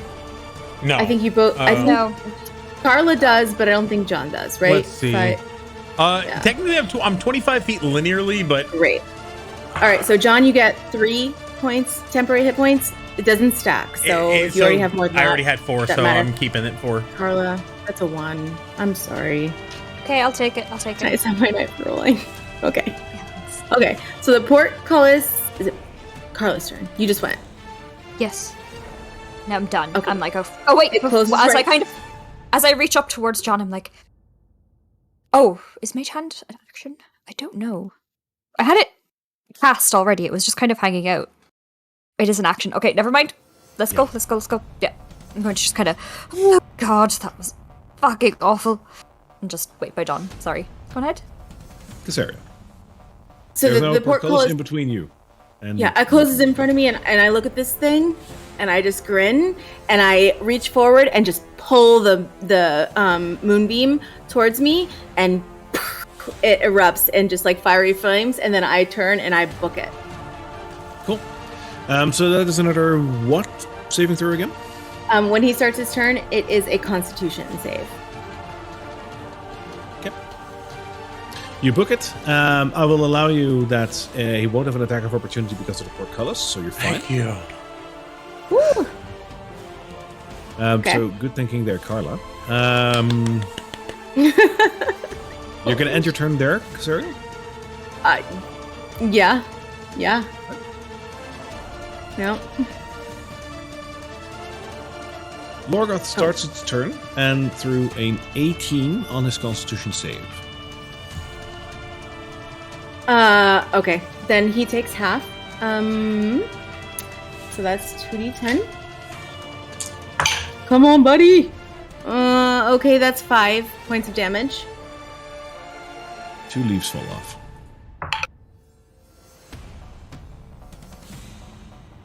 Anything else? No, that's it. That's he only gets half damage from the moonbeam. Right. You hear another bellowing roar from behind the portcullis as you can assess how angry this creature must be.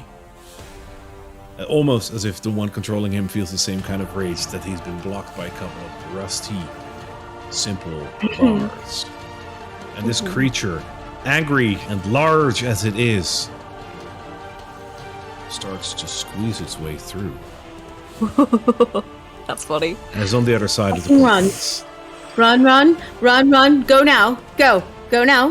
What? It's got. Run. Oh, Run. no. Carla, your turn.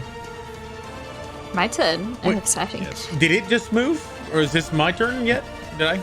No, Carla, it moved, and it moved through the portcullis. It's toppled around again. It's Carla. Oh, I thought I went after it. Did I skip you again? I'm so sorry. Yes, it's all John. Good. It's all good. It's Oh. all good. I am the DM, and I make mistakes today. Hey, we're It's one of still those new to days. This is good. It's good. It's all good. All right. He didn't see what happened, but they're like pushing on him. Run! He's like, oh, okay, and he's just going to dash up the stairs. All right. For all three of you, I imagine, is there anything else you want to do other than dashing up the stairs? Yeah, I'm gonna pull my moonbeam towards me as much as I can. Let me just double check that I can actually do it if I can't see it. You can technically, from where you are standing right now, you can see it because it's in that hallway now. Okay, yeah. So I am going to. It's a bonus action to move it. So can I use my action to dash? Can I Yes, still do? 'cause Yeah. it's a bonus Okay. action to move it. Right. I'll do both of those things. Yes, please. So it's a Constitution saving throw. I'm going to roll for his Constitution right now because after that Okay. you're going to dash upstairs, and I imagine, Carla, you're going to do the same thing. You're going to run upstairs. Yes, yeah, I can't do much else besides that. Gotta go. That thing is Okay. big. Bad moves. He rolls another 18, so... All right. Here you go. So that is a 8, 9, 10, 11. 11 divided by 2. 8. 11 divided by five. 2 should be 5, but rounded up is 5. 6. Okay, 6. So that is... okay. One branch falls off. Go. Okay, hold on. Let's. Yeah. How far are you guys moving? Like, move your tokens. Go. We can't. All three of you- We're up the stairs. Yeah. Yeah, all three Okay. can make it to the next level. Back upstairs. Yeah. As you do so, I would advise a quick break. Get a drink. Yeah. So we can Oh move on. God. Yeah, we're basically the gardeners now. That's our new team name. We're the hedge trippers. Oh, God. As I said, we're live on Twitch as well. So if you're watching this on YouTube, we also do get some live feedback from Twitch right now. And I saw something very funny in chat. So you gave the enemy a light trim. Yes, that's really where it's at. Yep. Love it. Yep. And if you'd like to hang out in live chat and listen and talk to each other, there is a channel for that in the Gilded Flask. If you'd like to join the Discord. Yeah. Yep. Yeah, there Feel was free somebody to in join there our Discord earlier. for that. Let's see. Yeah, Blade's in there. You guys go chat with Blade, Yeah, who wants to chat with Blade? He's in the live. They're in live. Yeah. Yes.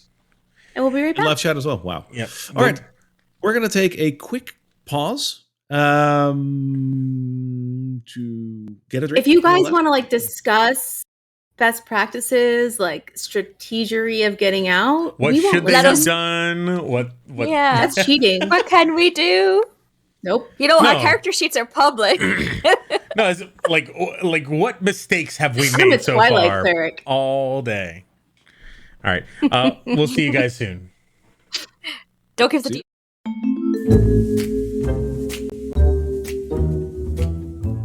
Karla Lalacott, paranormal investigator, writer for the Violet Gazette and unwilling detective.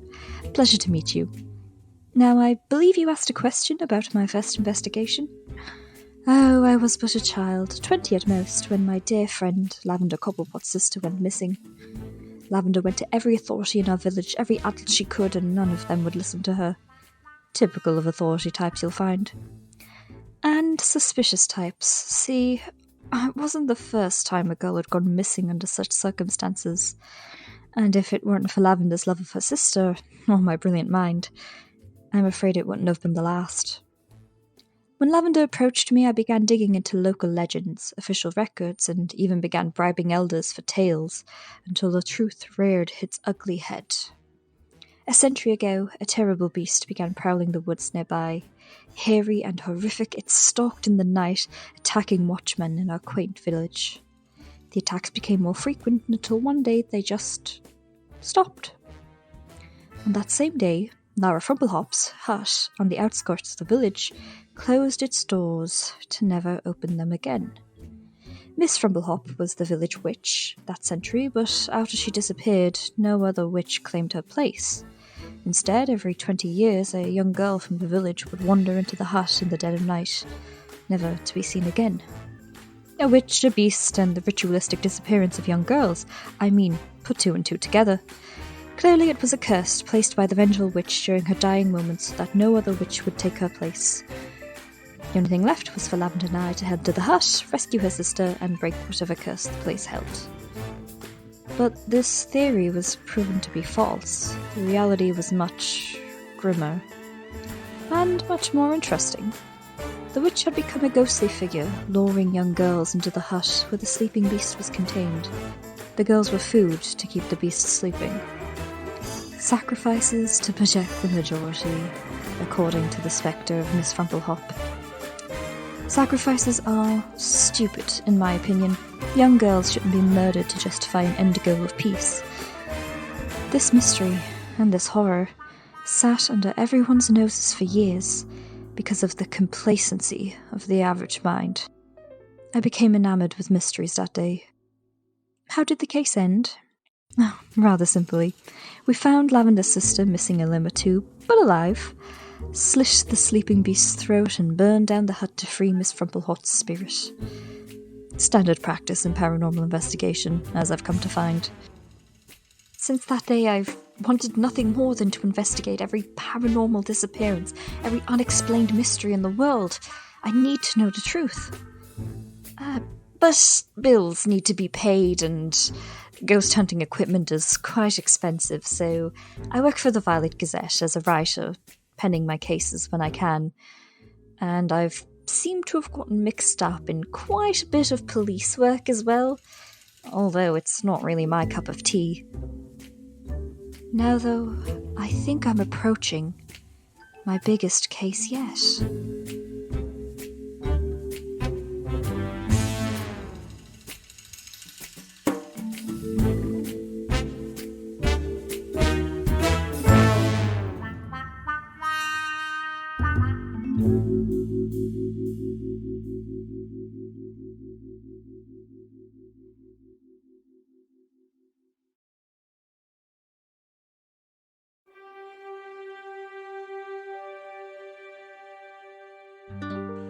It all goes back to family, I suppose.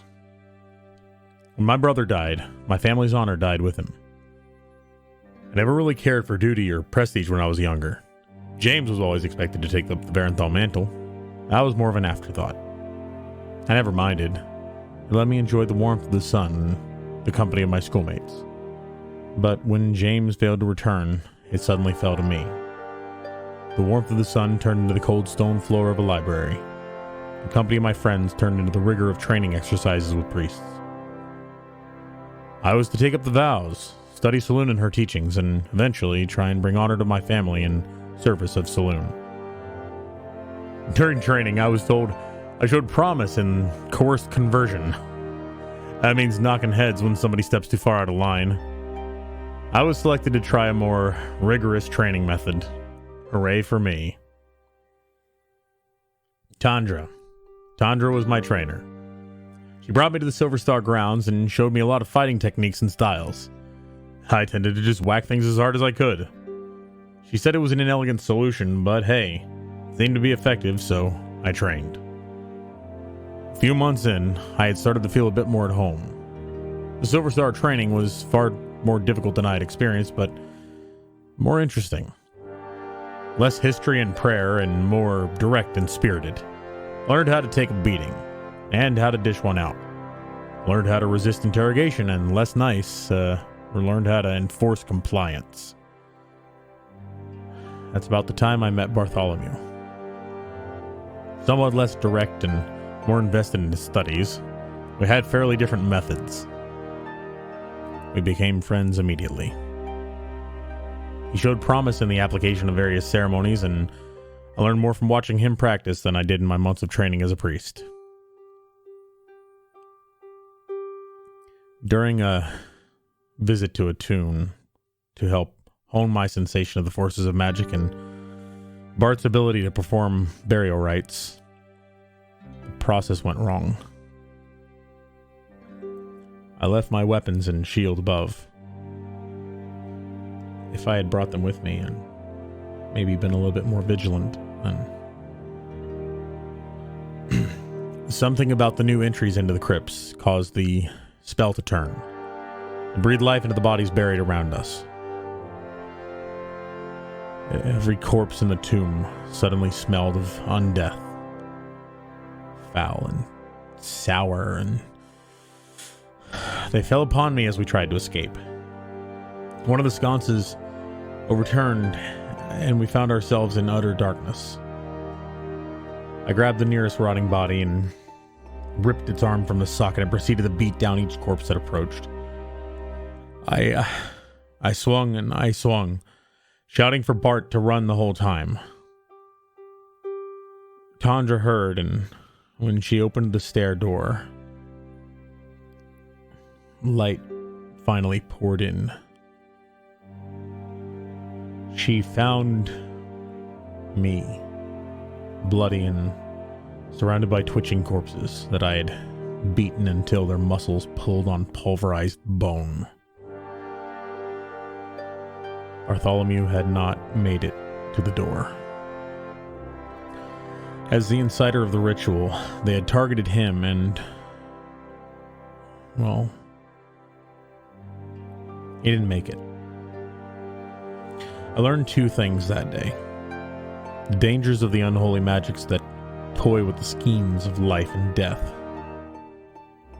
And that sometimes to protect that which you care for, you must lose sight of protecting yourself.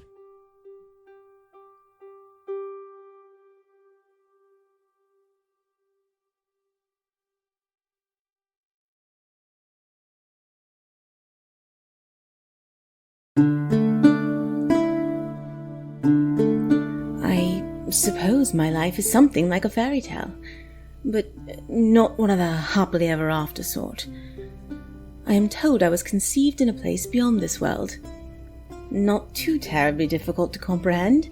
There are many planes of existence that we know of, the very same way we know the skies are blue or the grass is green. They simply are. This place was not the sort that one would wish to visit, however.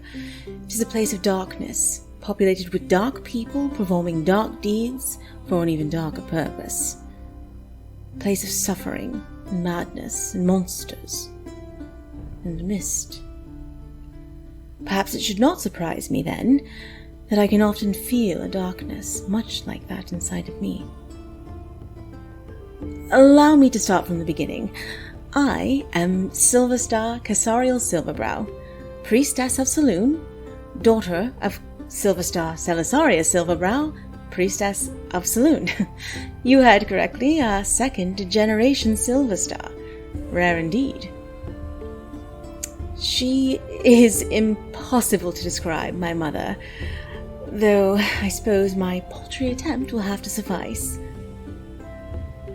Beautiful, both in kindness of spirit and of body, almost blindingly so. Fierce, a capable warrior, and a force of divine reckoning when the need for it should arise. Wise, a true priestess. I have witnessed her counsel change people's lives for the better on many occasions. Something I have no talent for myself. I could go on, but suffice it to say, I adore her. She is my inspiration, my mentor, my idol, and, well, my everything. An impossible standard to live up to at any rate, though I do try my best. I never knew my father, though I am told he was quite handsome and brave himself. A paladin of Lathander, whom she met in a place she dares not name. We will call it the Dark Place, and as you may have guessed, it's the very same as the aforementioned. Farron Elcrest was his name. He made her smile through the terror of her experience there, and she says she'd loved him ever since the first time he did. There were many smiles to follow, despite the circumstances surrounding them, which were dire, to say the least. Most of it she will not speak of, but I have gleaned bits and pieces here and there, and much from the journal she left behind after her disappearance. Oh, that. On my 16th birthday, she disappeared without a word, without a note, without a trace. Much speculation has surrounded this sudden disappearance, but I know what happened to her. I believe she was taken back to the Dark Place. Somehow, the darkness found her. I was 16 then, a child. But I'm a woman of 24 now, and I've spent my life training and researching so that when I find her, and I will find her, I will be prepared to face the darkness myself. Ever heard of battling fire with fire?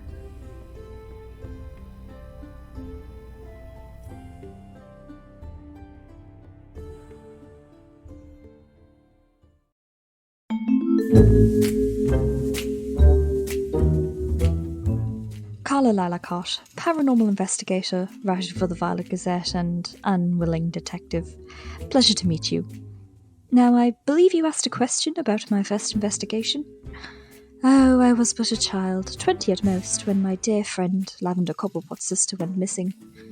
Lavender went to every authority in our village, every adult she could, and none of them would listen to her. Typical of authority types, you'll find. And suspicious types. See, it wasn't the first time a girl had gone missing under such circumstances, and if it weren't for Lavender's love of her sister, or my brilliant mind, I'm afraid it wouldn't have been the last. When Lavender approached me, I began digging into local legends, official records, and even began bribing elders for tales, until the truth reared its ugly head. A century ago, a terrible beast began prowling the woods nearby. Hairy and horrific, it stalked in the night, attacking watchmen in our quaint village. The attacks became more frequent until one day they just stopped.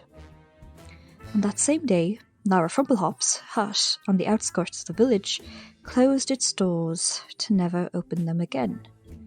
Miss Frumplehop was the village witch that century, but after she disappeared, no other witch claimed her place. Instead, every 20 years, a young girl from the village would wander into the hut in the dead of night, never to be seen again. A witch, a beast, and the ritualistic disappearance of young girls, put two and two together. Clearly it was a curse placed by the vengeful witch during her dying moments so that no other witch would take her place. The only thing left was for Lavender and I to head to the hut, rescue her sister, and break whatever curse the place held. But this theory was proven to be false. The reality was much grimmer, and much more interesting. The witch had become a ghostly figure, luring young girls into the hut where the sleeping beast was contained. The girls were food to keep the beast sleeping. Sacrifices to protect the majority, according to the spectre of Miss Frumplehop. Sacrifices are stupid, in my opinion. Young girls shouldn't be murdered to justify an end goal of peace. This mystery and this horror sat under everyone's noses for years because of the complacency of the average mind. I became enamored with mysteries that day. How did the case end? Oh, rather simply. We found Lavender's sister missing a limb or two, but alive, slit the sleeping beast's throat and burned down the hut to free Miss Frumpelhot's spirit. Standard practice in paranormal investigation, as I've come to find. Since that day, I've wanted nothing more than to investigate every paranormal disappearance, every unexplained mystery in the world. I need to know the truth. But bills need to be paid, and ghost hunting equipment is quite expensive, so I work for the Violet Gazette as a writer, penning my cases when I can. And I've seemed to have gotten mixed up in quite a bit of police work as well, although it's not really my cup of tea. Now, though, I think I'm approaching my biggest case yet.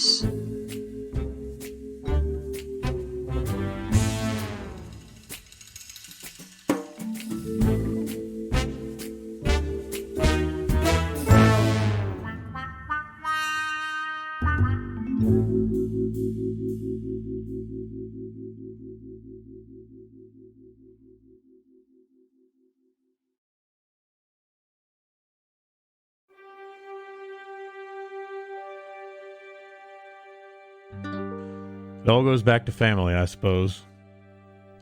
When my brother died, my family's honor died with him.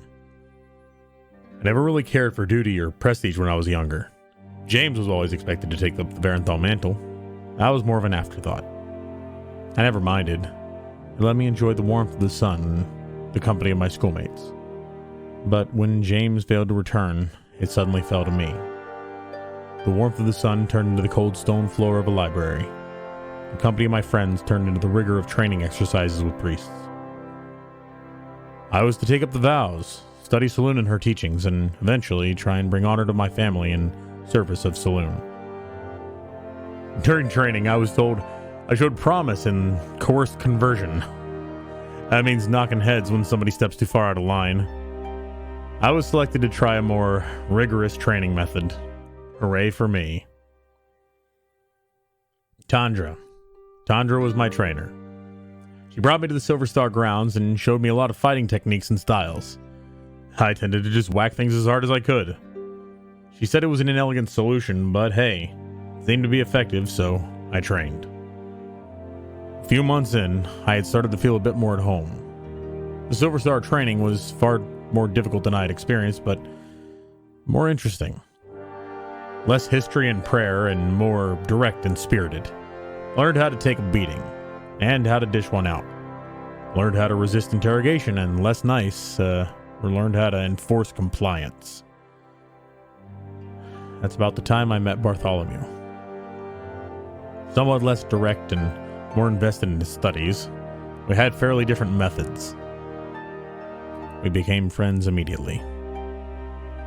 He showed promise in the application of various ceremonies, and I learned more from watching him practice than I did in my months of training as a priest.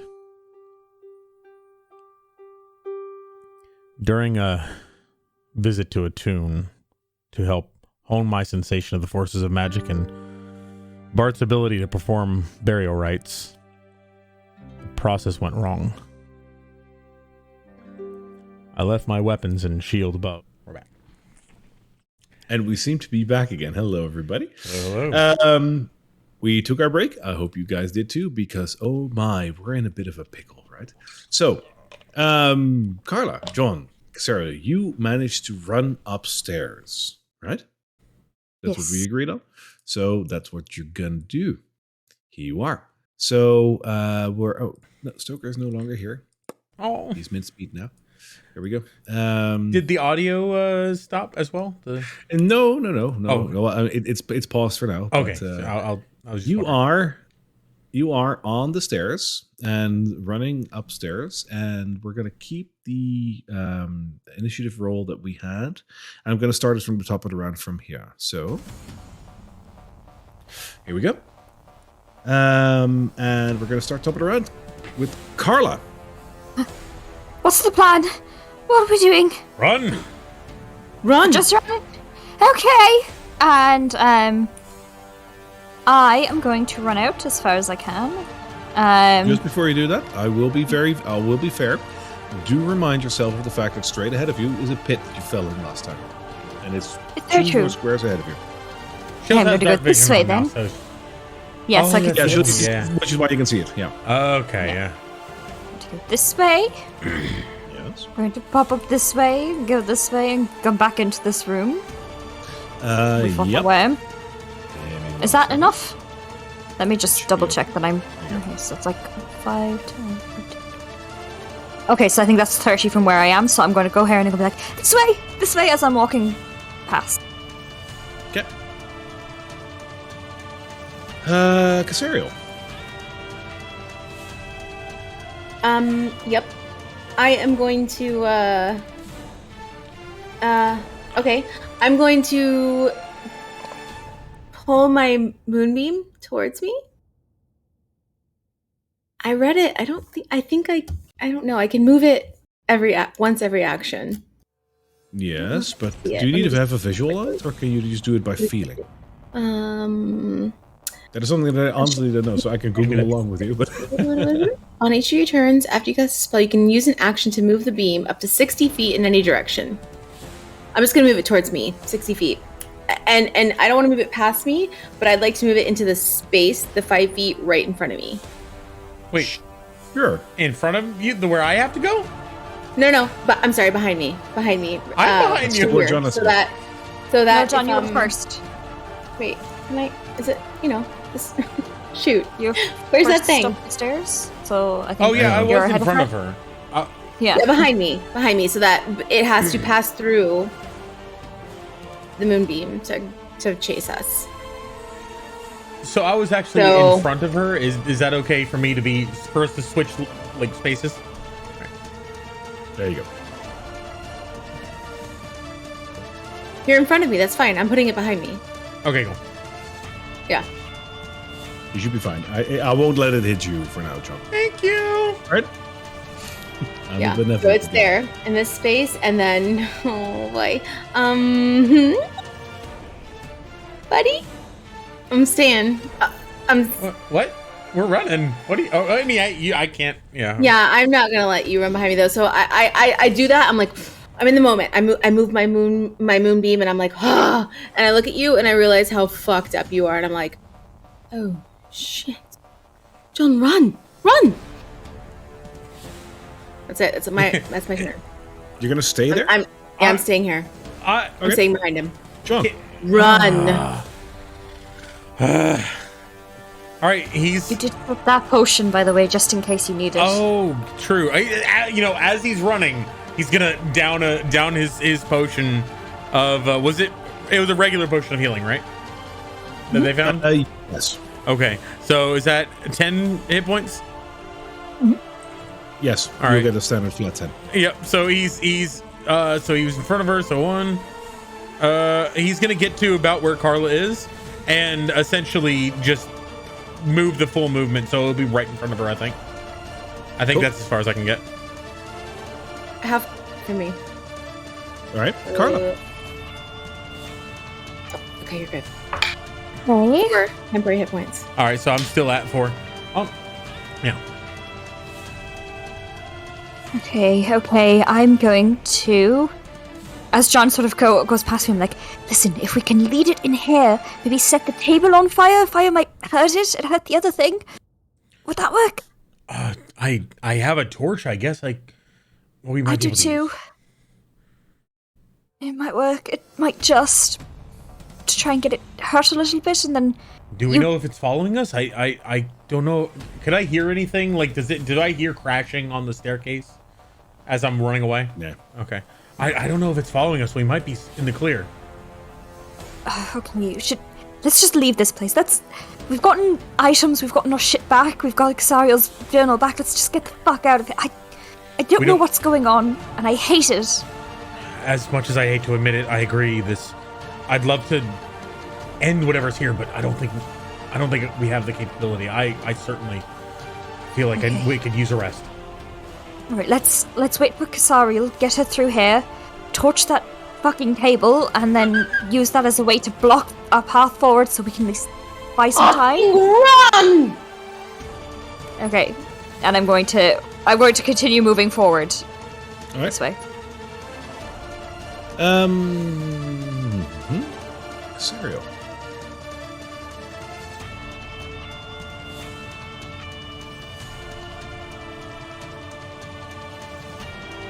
I think he's asking you if you want to do something. Yeah, it's your turn. Yes. Did the shambling guy start? Lorgoth the Decayer, yes. Largo. He has a name. Gary Decayer. That sounds better. You're right. Did he start his turn anywhere near my badass moonfire situation?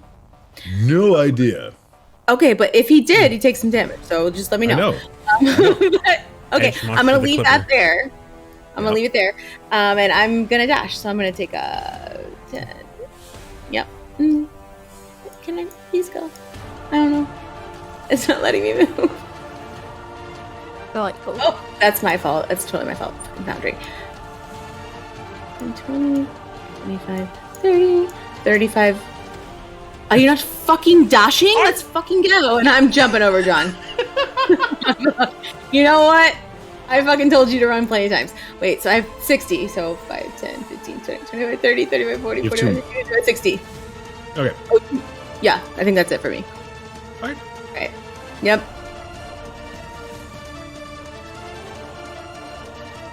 My turn. Lorgoth makes its way up the stairs. Its size reduced to the size of these corridors, but he can make it through.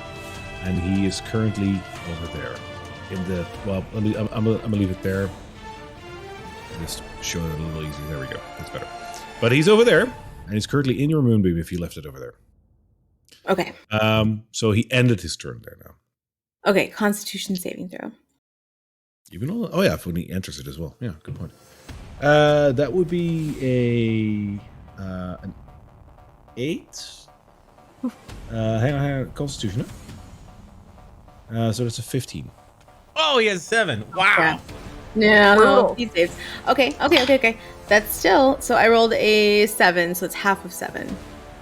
3? That's half. So now you can round up, so that's 4. Thank you. A singular leaf. A singular leaf drops off of his head. Okay. Not that you wouldn't know because it's way far behind you. You can't see it. But hey, Hedgegoth the lawn clipper. John. She basically just vaulted over me, and you guys can hear me, right? Okay, good. We had this happen last time. I just want to make sure. She vaulted over me What? as he was drinking his potion. She vaulted over him and said, "I thought I told you to run. You also said I looked hurt." And then he's gonna go ahead. Oh yeah, and I dash. forgot. He's gonna go ahead and dash from here. Well, okay. Yeah, he's gonna dash. He's not being careful, and he's gonna get to about here, Follow, and he's going to wait for them. All right, where are follow you the going? By paper the way? trail. Up the stairs. Wait. Where's the where did I pass the stairway? Yeah, it seems that it's been lost. Yeah, the stair is Okay. over there. You would have known, so you're probably going to go back there. Well, so you made so it to I the dashed, stairs. and I actually went all the way up there. Looked, I was like, "This doesn't look right." And he comes back, and he ends his turn here. Sure. So he's Love it. standing in front of the All right, stairway. top it around, Karla. Get the fuck out of here! I'm going to dash up the stairs as fast as I can. All right, you make it to the stairs. Cool. Alrighty. Casariel. This is the problem with Moonbeam, because moving it's an action. Yeah. Yeah, I'm dashing. All right. 20, 25, You 30. make it to the stairways. Yep. What? Okay, but I would still want to. I want to dash, so I want to use another 30 to keep going. Cool. Wonderful, Lorgoth Lord. will move, and that will warrant one more attack of your Moonbeam before it dissipates. I'm not sure by now, right? How long is your Moonbeam lost? Well, About a minute, right? that's a good question. 1 minute, yeah. Yeah. have been 10 rounds. That is 23. Well, okay. Okay, but let's see. 7 plus 7 is 14. Halved. So 7. That was a roller coaster. All right. I don't math, but thank you. A branch falls off. Yes, not that you know because you can't see, but a branch fell off. You're littering this all place right. horribly. Yes. If a branch falls off of a shambling mountain, there's no one around to see it. Does it really make a sound? No. Does it really get hurt? Who the fuck cares? Run. Who the fuck cares? Does Run. anyone care? Yeah. Love it. Okay. Kill it with fire. John, you're the last one down there. Yep, and seeing her book it up the stairs, he's gonna take one look back down the hallway. Doesn't see anything. He's just gonna book it. He's like, I'm just so done with this house. You run, all three of you run all the way up the spiral staircase, and as you might remember, that brings you all the way up to the attic. Yeah. All right. And I busted open a window. Do you remember that? Yes. Get the fuck out of here. I've been keeping track of every single window you've been busting open. Very exciting. I only busted So the first one. because I'm a benevolent god, you know. So, You run up the spiral staircase, and bust out of that door that was previously hidden to you guys. As you bust out of there, what you see is beyond what you could have imagined. It is almost as if the entire house has turned to keep you here. Because the room where you're standing in right now is completely ablaze, with fire all around you. All the walls, the ceilings, all the items on the floor, all the blankets, everything is on fire. Top of the round. Karla, okay. Which window did I bust open this window? Yes. that's a double door. Oh shit. Okay. Yes. Which leads out to a balcony. That would lead to a balcony, yes. Okay. Out of here! Out of here! I'm going to. I can't move. Oh, sorry. I should probably also unpause the game. There we go. Wonderful. Go ahead. I'm going to try and get out of the balcony as fast as possible. Oh wait! Oh, here. Didn't I? I did. On the way out. Okay. Just before I go, I'm gonna retract that. Window or balcony? Which one? Window. But just indeed for verification, you busted a window in the room where the zombie was before. Yes. Yes. That was the No, upper no. one. I busted one by the stairs. Actually, I think over here. That one too. Yes. No, but you busted I the one in did the zombie room as well.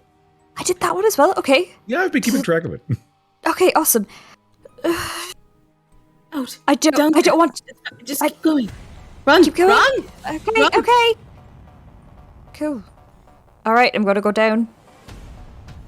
Right. I You wanna don't want to through- go through. I don't want to go through the fire. No, I don't want to go through the fire.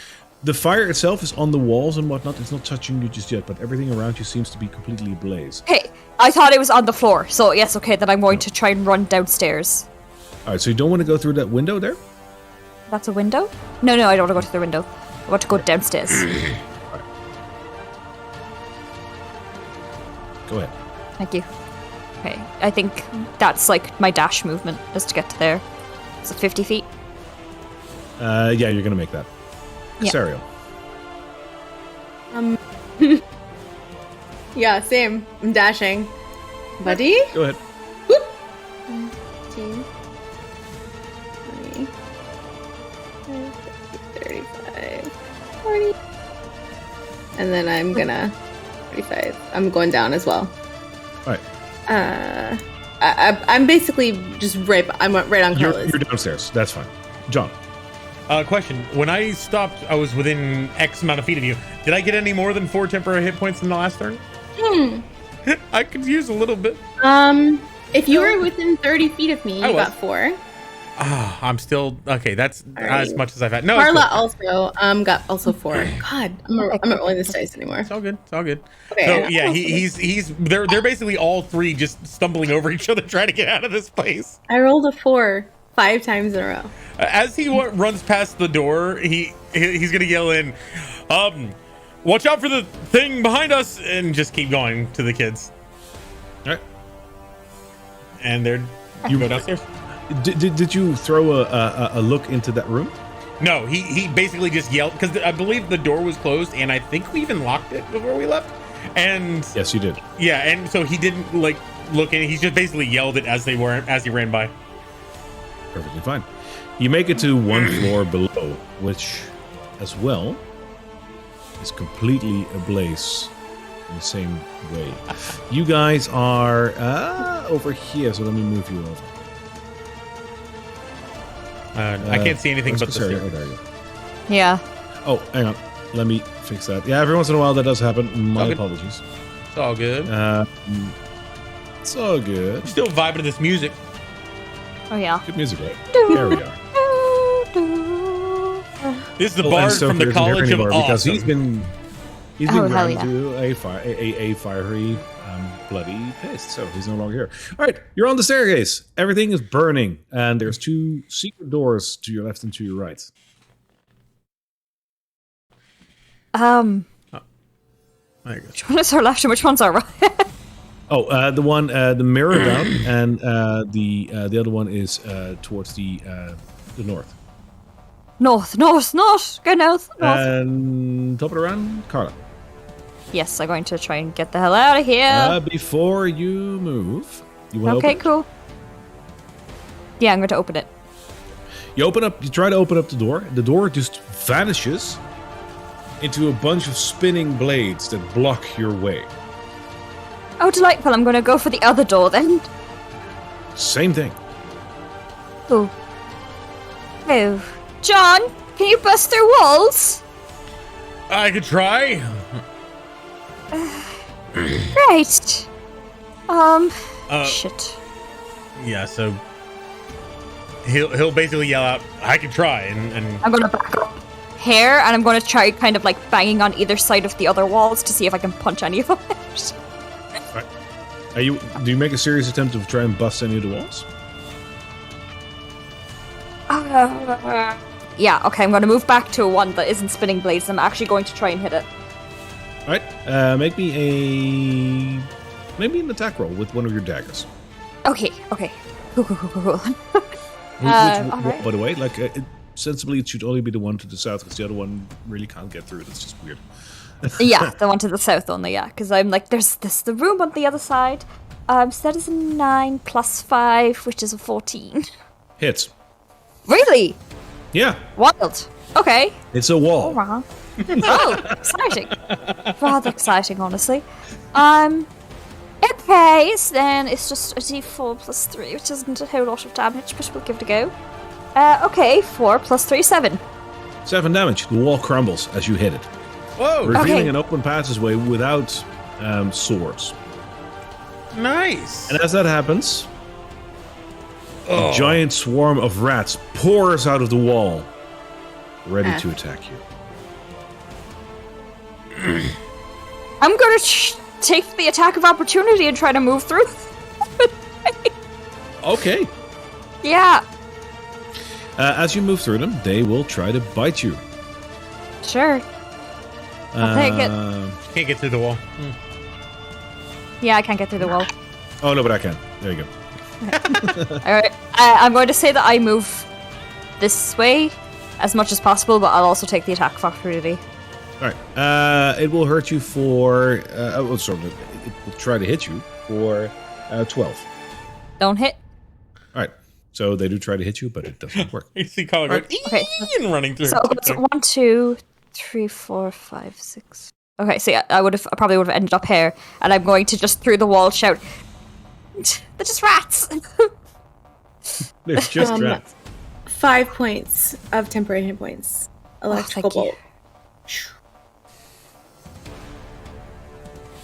All right. Casariel. All right, I'm going to look back at John and go, "Fuck, you look awful." And I'll take his chest, kind of like those paddles that you use if somebody's real fucked up. And I'm gonna cast Cure Wounds, 2nd level, So just purple energy just rushes from, like, all the way from the top of my head into my hands, and then boom, like a burst of energy into your chest. Oh, okay, it's 2d8. Okay. 11 points of healing. Ooh. Yeah. Yep. All right. So Okay, and then I'm gonna. there had been blood dripping out of his mouth a little bit, and some wounds, and you just see that the blood kind of like stops a little bit. It's no longer as profusely coming out. I love it. The purple swirl is added into the fire. I'm having so much fun with these lighting effects. I'm so sorry. I love it. So the exit that we took to get in here, there's blades there. Is that right? Yes, they're spinning. They're spinning like vroom, vroom, vroom. Okay. Vroom. There's a rhythm to it. I'm in that space, or no? No, unless you want to move through them, but there is like a rhythm to it. No. Vroom. No, I will. I'll see what Karla went through, and I'm just gonna like pass by John. Back 10, 15. I'll take the attack of opportunity. I can't. That's a 12. It doesn't hit. All right. I'm just gonna kick him. Fucking rats. It doesn't running. hurt, but you do kick up like a pile of rats towards the wall, which then reconvene with the rest of the pack. Yeah, okay. Perfect. I can't go through there for some reason though. So no, thank you. because it's a wall. Okay. So 5, 10, 15, 20, I mean, yeah, as a matter of- 25, let me just 30. remove the wall there. I'm passing Karla. I'm not fucking around. There you go. We're running. All right, John. That's it. All right. John feels a little bit better now, and he like kind of power slides down the staircase through the rats. Didn't see where the rats, so he just goes sort of through them and quick rolls. The to rats a get a feet. natural 20 on you. All right, well, I'm pretty sure that hits. R.I.P. It's 8 John. points of damage. How many? 8. Oh man. Is Okay. that doubled? Mm-hmm. Oh, okay, thank God. Don't ask that question. What if it's not? Oh, well, in that case, it's 6. No, it's 8. Okay. They're Kill only our rats. dog. He What the fuck, he Karla? power slides right through the rats, and a bunch of them bite him right in the face. He's like rats!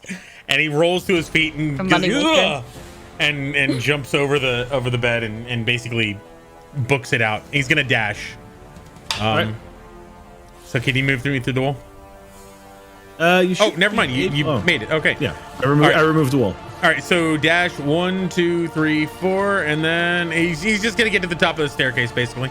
No, you're not. Oh, Because it's as not. soon as you approach the door, you're the first one to try that. The door is no longer there. Instead, there's a couple of spinning blades. Vroom, vroom, vroom, vroom. All right. What do these blades look like? Actual swords, or do they look like Yes, fans? they look like Okay. sabers. There. They look like curved sabers. All right. All right. He saw that she. Oh. Burst a window on the other side. Yeah. He's going to There's a see that balcony. and quickly turn tail and run towards the door over here and try to go through this door. Same shit. The door seems to be. Oh wait, it's the balcony door, right? Yeah. It's bricked up. There's no door there anymore. It's a brick wall. All right. So. he skids to his feet over in front of the swords, then he skids to his feet in front of the thing. He goes, "What is this place?" And he's just going to basically stop right in front of, or he's gonna stop where he is. He doesn't really know what to do, and he's gonna look at the rats and wonder what to do. That's it. He dashed. All right. A bolt of lightning hits him for 5 points of temporary. Oh! The rats scoot forward and try to bite Karla. Oh, delightful. For a 15? It meets it. Does that beat it? Yeah. That Okay, is yeah. 4 points of slashing damage. Fuck. Yeah. Alright. How dare you take away those 4 points that she gave me? Little bastards. Top it around. Karla. Okay. I'm going to tentatively approach the window. Does that turn into a blade as well? No, the windows are bricked up. They're bricked up. Oh, exciting. Okay. All right, then I'm going to walk towards the blade. Okay, so there's a rhythm to it. Yes. Okay. Okay. I'm going to take the sword that... Like, do these look like really sturdy blades? Do you want to have a moment to look at that? I want to, like, look at them and try to gauge if I stick the silver sword that I got in, will it stop the blade? You can take some time to discern if that would work. It would cost you about a minute worth of your time. That's a lot. That's 6 rounds, baby. It's 10 rounds. Sorry, 10. Yeah, sorry. Yes. Okay. Interesting. Well, shit, man. just Well, busting shit. through. We need to get out there because that's where I left the window open. Unless, well, I mean, there's always the floor. There is always the floor. John, do you think you could burst through the floor? I'm going to take my turn to talk to John. All right. I'm thinking about one of those. Think you could, like, beat it down and we could climb down? You broke down this wall easy enough. What about the other? I can't hear you. Oh, We can't hear you. Again? Oh no. Voice mod has crashed, I think. Oh. We know what it is. We know what it is this time. At least we know what it is this time. Come. Yeah, it is. We busted It- through. We seem to be having technical difficulties, but while we're waiting for John to reappear and use his voice so he can actually they tell can me hear what me. to do. All right, well, now welcome they Oh should be able yeah, to I hear me. forgot. They can Now hear they should him. be I can hear you now. Yeah, they can hear me. You guys can't. Okay, so John Right. says, you broke that wall easy enough. What about the other one? And he's planning on running back into the stairwell. Into which one now? Oh, essentially, like, he's referencing the wall that she broke to get into this place. Yep. Like, the wall on the other side is he's gonna... So he's responding to her mentioning that, essentially. Okay. Yeah. I mean, could we, like, that, I don't know if that goes out onto any room or anything, but the floor, if we try to burst a hole in it, it's an old house, isn't it? Oh, gosh, Wall I or don't know. floor, I'm not sure which is better, but we've got to do something. We've got to do it fast. I don't know. I don't know what to do in this situation. Oh, fuck it. Okay, I'm gonna try and, I took, I don't know. I don't know what I want to do. I genuinely have no clue what to fucking do.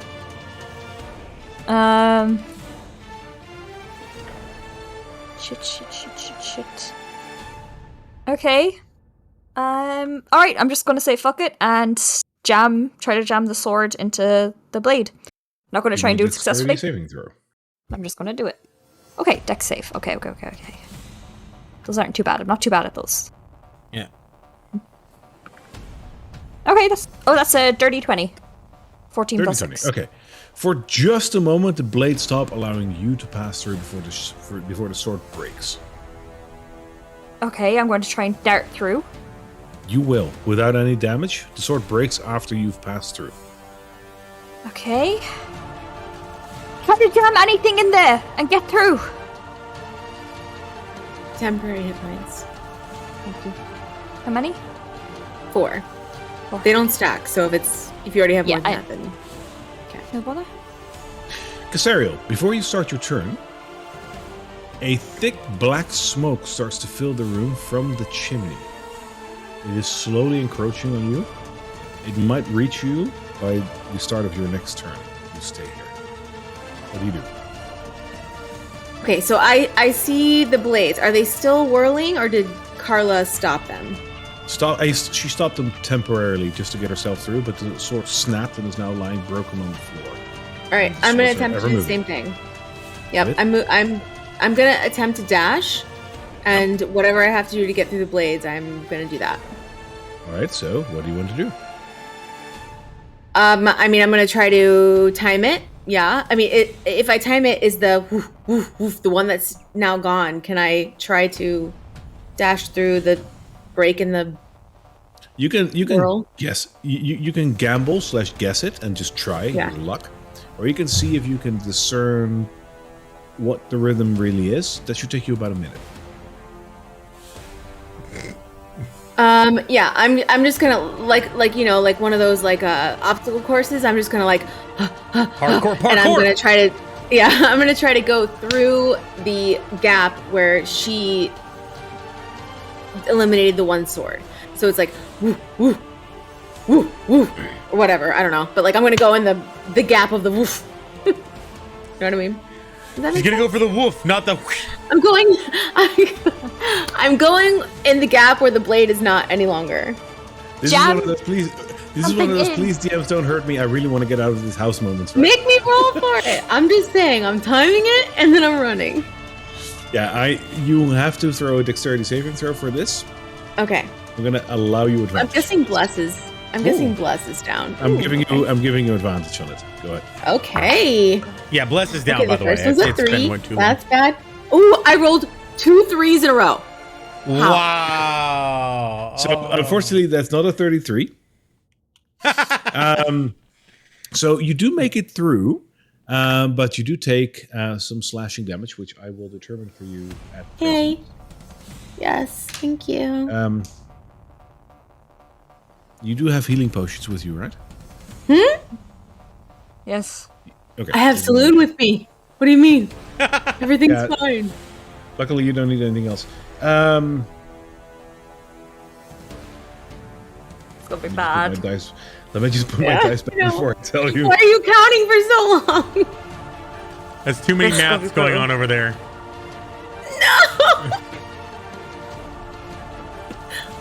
You take 17 points of slashing damage. So, Oh my god. Okay. Okay, I'm okay. I think I'm okay. Hold on. Let me. I can't add, so let me just ask. D&D Beyond. I'm okay. But I'm fucked up. Okay. I I run like through and you into my arms. Yeah. I don't make it, and I try to spin through, and it just whoosh, like the entire, and like it gets my face, my neck, and all down my body, and I'm like just bleeding. Grab her into my arms. Okay, how many rounds do you think we've been? Is my Well, channel divinity still up? Did she make It's it 10 through? rounds. it's 10 rounds. Your channel divinity is done by now then. Yep. That's your last I round. think it's this so is the last only, round. Yeah, so only John can benefit from it and Karla. John and Karla, and then it's over. Okay, all right, Yep. that's good. That'll work. All right, so Was that it? that's a 4. That's a 4 for me. All right. Oh, I'm sorry. I healed myself. No, that's not what I was to do. Oh, that's perfectly fine. Temporary. Okay, that's it for me. Yeah. Well, no, that's not it for me. I want to run. I want to run my full movement. So I Yep, made it 'cause through. you I did got move real through. fucked up, and I'm gonna try to still. I'm going towards the exit. All right, so you make it down the stairways. That's fine. Yeah. Okay. All right. Cool. All right. Unbeknownst to you, because you can't full well hear or see it, the shambling mound is making its way down the staircase. It's a bit big, but he is currently still in that little room over there. John, your turn. So he saw Karla put the blade in there and it snapped. So Yeah. then he saw Casariel get utterly just wrecked by these blades. So John's gonna run to the blades and he's gonna pull out all 5 of his javelins and he's going to look at them kind of longingly, but he does like one javelin, like this thing is gonna it snapped a sword. So he's just gonna try to take all 5 of them and do the same thing that Karla did and jam them in and see if he can make through. How many do you jam in? All 5. He's not playing around. This is All 5. yeah. He like You pass through. That's such a sacrifice all allowed. yeah. I'm gonna go ahead and get rid of those. That was like this is not a moment to be, you know. So you you have now effectively lost your ranged weapon. For now. Yeah. I like these things are also like he's been training with these for a long time, but this is not a moment to be stingy on resources. All right. He looks back for a moment at the shattered remains and keeps running down the stairs. Karla. Oh, and you also get some temporary hit points, I imagine. Right, Cassie. Cassie casts a look of death on me. You're gonna mess me up with blades and then call me Cassie, eh? I see how you are. It's a 4. Clearly, the 4 right. is my roll. So you get 4. Yeah, I already had 5, so I'm keeping it. All right, so I wave Roll a goodbye Twilight to my. Cleric, they said. I wave goodbye to my. She's OP, they said. Shooties. All right, Karla. Okay. Okay. Alrighty. Also, by the way, I've totally forgot, but like the swarm of rats is behind you, but it's not reaching you just yet. It has to go through those fucking blades to do it. Okay. Alright. Sorry, I'm really dumb. Okay, let's go. Let's just fucking go. Yep. Oh, yeah. You make it to the stairs That's as well. fun. Awesome. Sure. Okay. All of you make it to the first floor.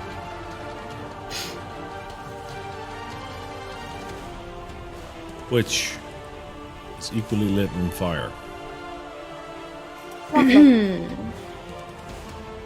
And Stoker is no longer here, because he is now a bloody paste.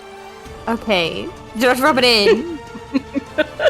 I'm just removing tokens as we go. Come on, boy, Karla, you are over there, top of the round. As you are descending from the stairs, a black smoke is emanating from the fireplace that is on this level. On the top of the round, I believe, Karla, you are first. Karla, if you want to move directly through that, the black smoke is basically just covering this entire area. Where do you want to go? It's 1 story down from here, right? Yes. I'm gonna try and jump into the circle and jump down to the next story. All right, that means 2 things. You are in the black smoke right now. That is coming from that. So I need you to make a Constitution saving throw. Okay. Let's do that first. Let's not compound them. All right, Constitution saving throw first. 17 plus what? Plus 1, so that's 18. All right, no issue. It's very smoky in here, but otherwise you are fine. But you do jump down, and you are a halfling.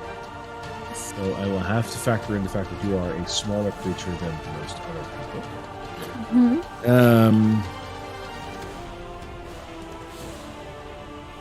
Right. You take... I'll take it. damage. Okay, It's not yeah. too bad. 2 damage. Okay. You are downstairs. Downstairs, yes. I can't just jump down. It's not worth it.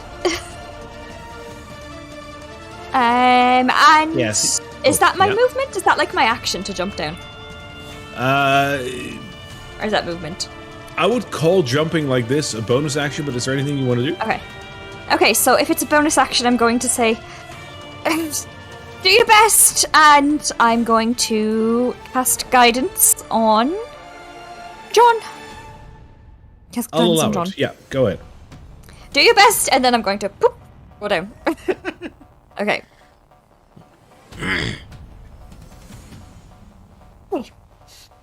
All right. Cassie. That look! Oh my god! There's a trail of blood in the wake of Kiesi. And she... It's coming from the DM. I'm holding... It's yeah. Yeah. It's from her face, from all across her chest and down her side. And she's kind of hobbling. And then she just stops. And she looks behind her. Can I see rats? Are they following us? They're trying to follow you, but you can't see them at the moment. They're rather slow. All right, she's gonna take a moment. And as she does, it's almost like a little bit of like a gust of wind encircles her. Her eyes flicker, white, black, purple, and then 2 incorporeal wings shoot out from her, and she lifts 30 feet off the ground. And I'm sorry, she lifts 10 feet off the ground and then moves 20 feet down. And she's just flapping, she's in the air, and she's looking at John. It's like a whole other entity. Is this? I just want to make sure. Is this something that John has ever seen before? Because I know this is. I was going to ask I that. think so. I feel like this is something maybe that Barovia is only something she can do it here in this. I'll allow it. Cool. This is a Barovia thing. All right. Yeah. Henceforth, this is a Barovia thing. So, John, you have never seen this before. Run. All Still right. bleeding.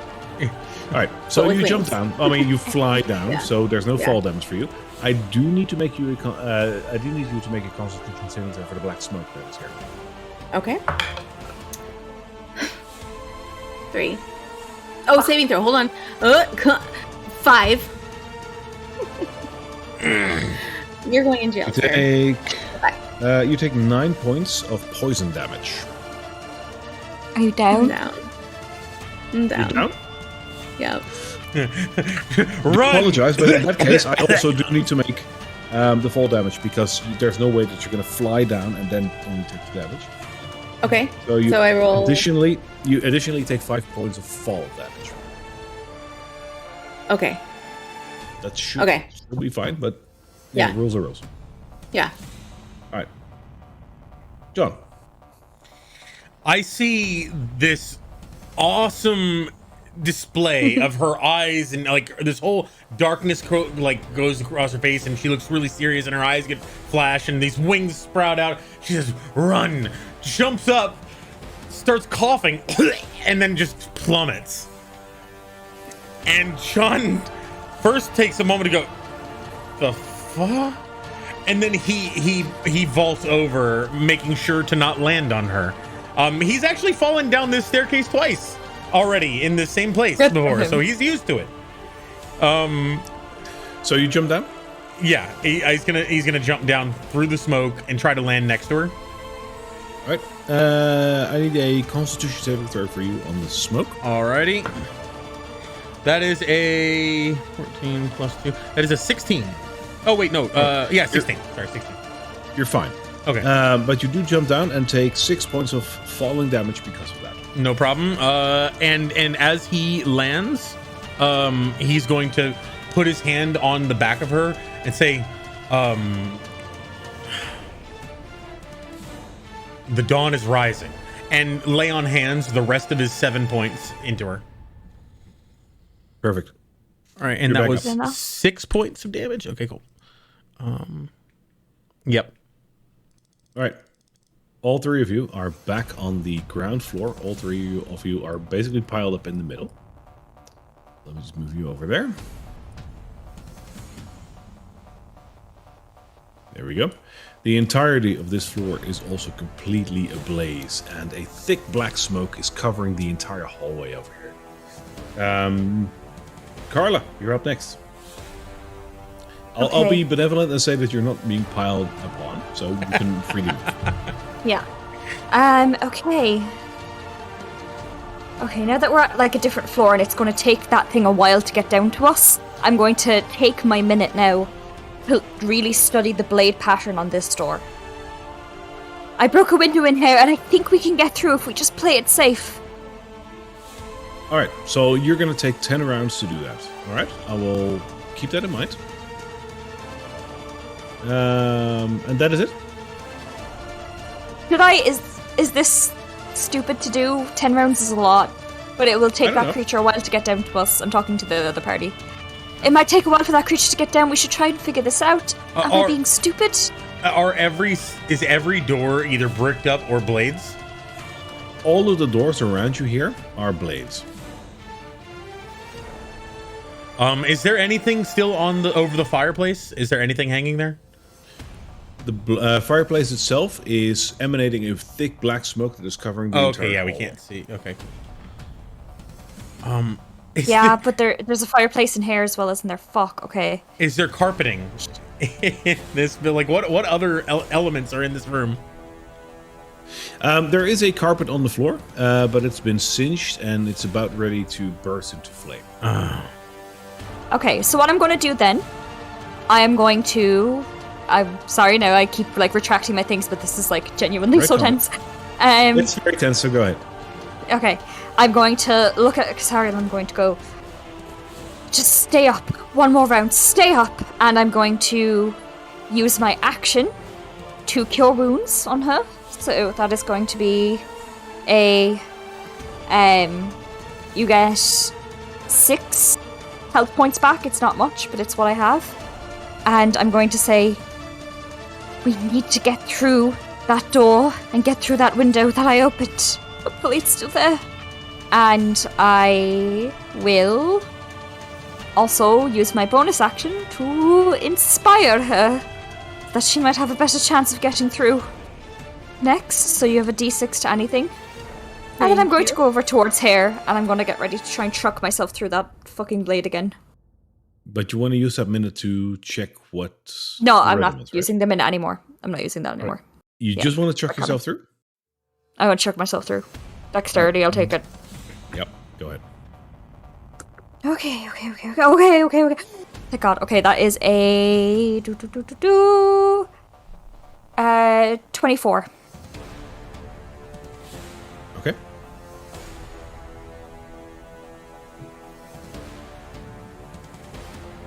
You stand in front of the door and you feel a lucky moment that you think you can jump through. And as you jump through, you just found a sweet spot. You managed to get through without damage. Okay. Oh my God. And as I peer on the other side, is the window that I burst open? It's all bricked up. Okay. Don't come through! Shit. Anything else? Okay. Well, I can't do anything. Use bonus action, and my movement. So I'm here. Alright. Then I also need to make you a constitution saving throw because it is completely covered in black smoke. Okay. I don't know if that's going to be any good. That's a 13. You cough a couple of times, but you're fine. Okay. Oh my God. Cassario. Okay. I was dead for a sec, so can you reiterate what's happening here? What's going on by this door that's the exit Right. here? So Blades? you slump down and you're back up again. All the doors seem to be those spinning blades everywhere around you, and there's a thick black smoke covering the entire hallway. Karla has managed to jump through all of those spinning blades over there, but is just standing there right now, so you see that she isn't progressing, and that's pretty much it. And John is sort of on top of you, but this is not the moment for that. You also got healed by Karla. Yeah, you got 6 by me as well. Yeah. Okay. Not much. Jumping right past that. I see her. I come back to life. Thank you. And then I try to stand up. I slip my own blood. There's a lot of blood. And finally stand up.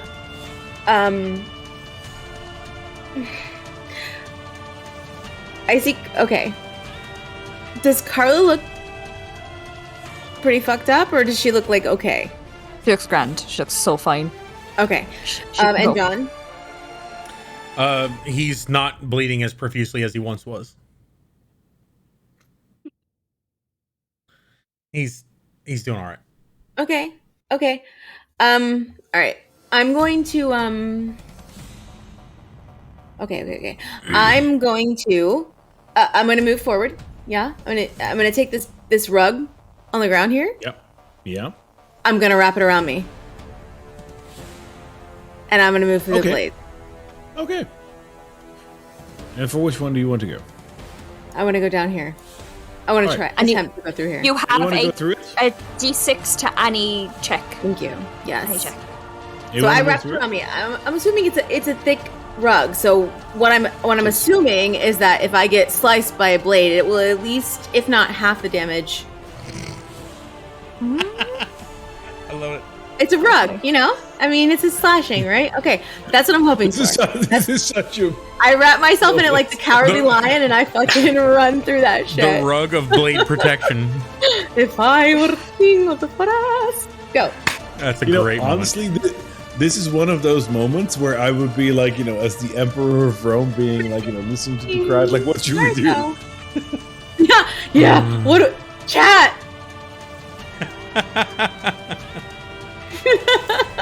Oh god. I Roll me. mean it. Roll me a dexterity check.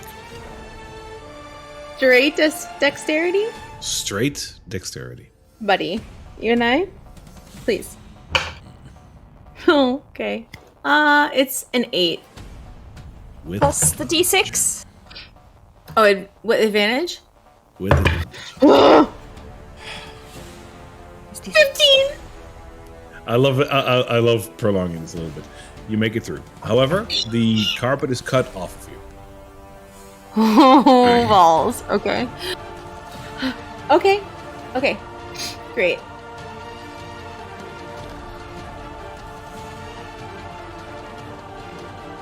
Anything else? I'm gonna just stand on this side of the blades. Yes. No, actually, that's not true. I'm gonna move this way. The doors in front of you are Uh-huh. closed. These are normal doors. They're closed, however, but they're not blades. Great. Okay. Yeah. So I don't think I can pick up this rug and throw it, but that's what I'm getting ready to do that. I should throw it to somebody to come through here. That's it. That's it for Right. me. John. Oh, wait. Before I get to John. Cassario, I need you to make a Constitution saving throw as well. Sure. We're not going to use you because you're a fuckface. D6. Let's try you. Hold on. That's a natural 17 plus 2. 19. You're fine. John. Fuck you, All right. black shit. Sorry. I need that So on a funny. t-shirt someday. Just Fuck you, her, black shit. like Well, No. before you start your Yeah. turn, yes. Black smoke. I would like to remind you that Well, your yeah, party is split up, and this is one of those moments that sometimes it feels like you have to choose who you want to save. I see both people. I saw Casariel ingeniously use the rug of blade protection to jump through the doorway, and I see I see Karla looking Go to her. Go to her. somewhat. She looks like she walked into a room without an escape, and so he's going to run up to the blades, and he's going to look at his weapon and sort of for a moment judge, is it strong enough? And he's going to try to jam it in the lowest section of blades so that she can jump back this way. I can get through. John. Oh. Go help her. I can get through. It's She's small enough, fine. quick She's- enough. I can do it. Go to her. All right. She doesn't look quite as in need of help as he thought she did. So he's okay, and he rushes to the other door, and he does kind of the same thing. He's going to I'm quickly pausing the game just to make sure. Is this your choice? She said she's fine, so he's going to say yes. I'll allow it. Go ahead. All right, and rather than do that, he can't use it. I was thinking about if I could cast shield to sort of jump through. No, okay. All right, so he's going to jump through. He's going to try. You're gonna move? He's going to jump through. Yeah, he doesn't know what to do at this point, but he's going to go to Casariel. Okay. Go ahead and make me a dexterity saving throw. All right. Yeah.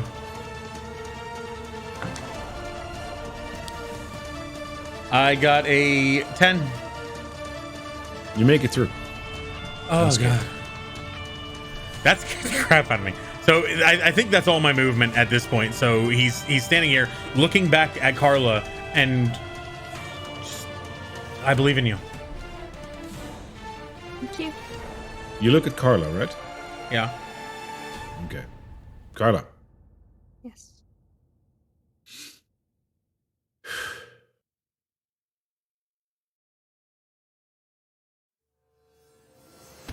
It's your turn. Okay. Go ahead. Going to try and get back through the blades, out back into this room. I'm going to try and join them. So, let me know what I've got to roll, DM. Dexterity saving throw. Let's go. Okay. 12 plus 6, 18. That is enough to get through the blades. Okay. I kind of pop out this way.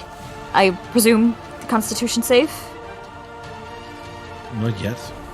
Okay. Whew.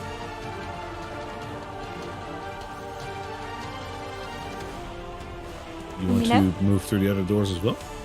Mm-hmm. Go ahead. Dexterity saving throw. Okay, that's quite good. That's 23. I'll just pause the game for a second. You assess the timing of the door, and as you try to assess this moment, this house is ablaze, right? And you start to hear the fact that parts of this house are starting to crash down. You're hearing that everything... This is a split moment, right? You're noticing this is not good. John, you said you were looking at her, so you two have a moment as you look at each other. And as you do, Karla, Yes. you make it through the door. Oh my god. Oh my god. I kind of look at him through the door and I'm like, whatever, goddess. Saloon? Yes. And I'm going to kind of roll and get through and kind of pop right up, and I'm going to imagine I pop up right by his feet and look right up at him, and I'm like, All right. Twerk. All three of you. I need a d6. It's a 1. That's a 1, chief. 6. No. 6. What happens when I have one? I have one spell slot. Me too. So In what? total? Oh my god. It's a 1 and one more? A 1, 2, and 6. 1, 2, and 6. So that is, if I calculated correctly, that is a 9 total. Yep. Yes, okay. The front door breaks open. You're free to leave. Right? Oh my god. Oh my god. Oh my god. Oh my god.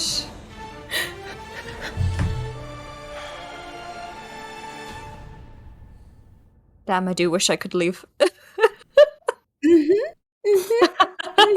Should I be benevolent and actually just open up the door for you? There you go. I believe I locked it on myself. Yeah, there we go. Oh, go ahead. You should Thank be you. able to open it. Right. I imagine us we're like bursting out, the cloud is following us, the sound of rats, and just bursting into like the actual night air. I'm Not stopping there. He runs across the street at minimum. like, yeah. Wow. You are out on the streets, and looking back at the let me just move you guys over there just for the heck of it. There you go. As you look back to the house, you see that the entirety of the house is in flames. This building is ready to go down. Like, where's anyone to help out? And you see the house making some sort of like a shaking movement, and as it does, one more time, a sound emanates from this house. Almost like a creaking sound that, the house is ready to crash down. You hear. One must die. One must die. And the flames just dissipate. And the house stands there as if nothing ever happened to it. In the middle of you three, 2 children. slowly come back into vision. And they look at all three of you and they say, "You didn't take it away. It's still there. We're scared." We just saw you up there, and you said you've never seen us. You said you had never been didn't outside help the house. us. You You didn't help. aren't you. Up the stair. Said you weren't outside. Nobody helps us. I don't. He's gonna look to Karla and Cassario. I don't understand. Karla's going to kind of like drop down and look at them a little bit, like only like a little bit, and she's going to look at them. She's going to say, "How many people have you lured into that monster? How many times have you done this little story? You're dead. We foresaw your bodies. We saw your ghosts. You're dead. You're trapped in that house and you trap other people in there too. You're the monster. Don't you see, children?" Give me a persuasion check on that. The house may have been on fire, but that was the sickest burn I've seen all night. What? Okay, one moment, I have to roll a d4 first. Emotional damage. Emotional damage. Okay, that's going to be Also, 10 directly, plus. can you move the camera just a little bit? We're not on camera. No, the screen. Yeah. I'm noticing you're still focused on the house. I can't. There's nothing else to focus on for me. Oh, I'm so just sorry. Refresh. It will be. Now, hang on. There we go. Okay. Yeah, I zoomed out earlier just to see if there was anything, and I couldn't see anything. So I was like, okay, well, theater of the mind. Yes. Yay, Foundry plugins. It should be There you go. 13 plus 3, so that's 16. 16 total. All right. They look at you and they say, Karla, they both look at you, and Rose, the oldest of the two, says, "We can't help it. You didn't help us, and we can't help it either." Who's trapped you here? Was it Mr. and Mrs. Durst, or is there some other thing keeping you tethered here? You can speak candidly now. We're out and we're not going to help you. We're not going back into that house. So speak now. Both of the children start crying, and as they do, they fade into the mist.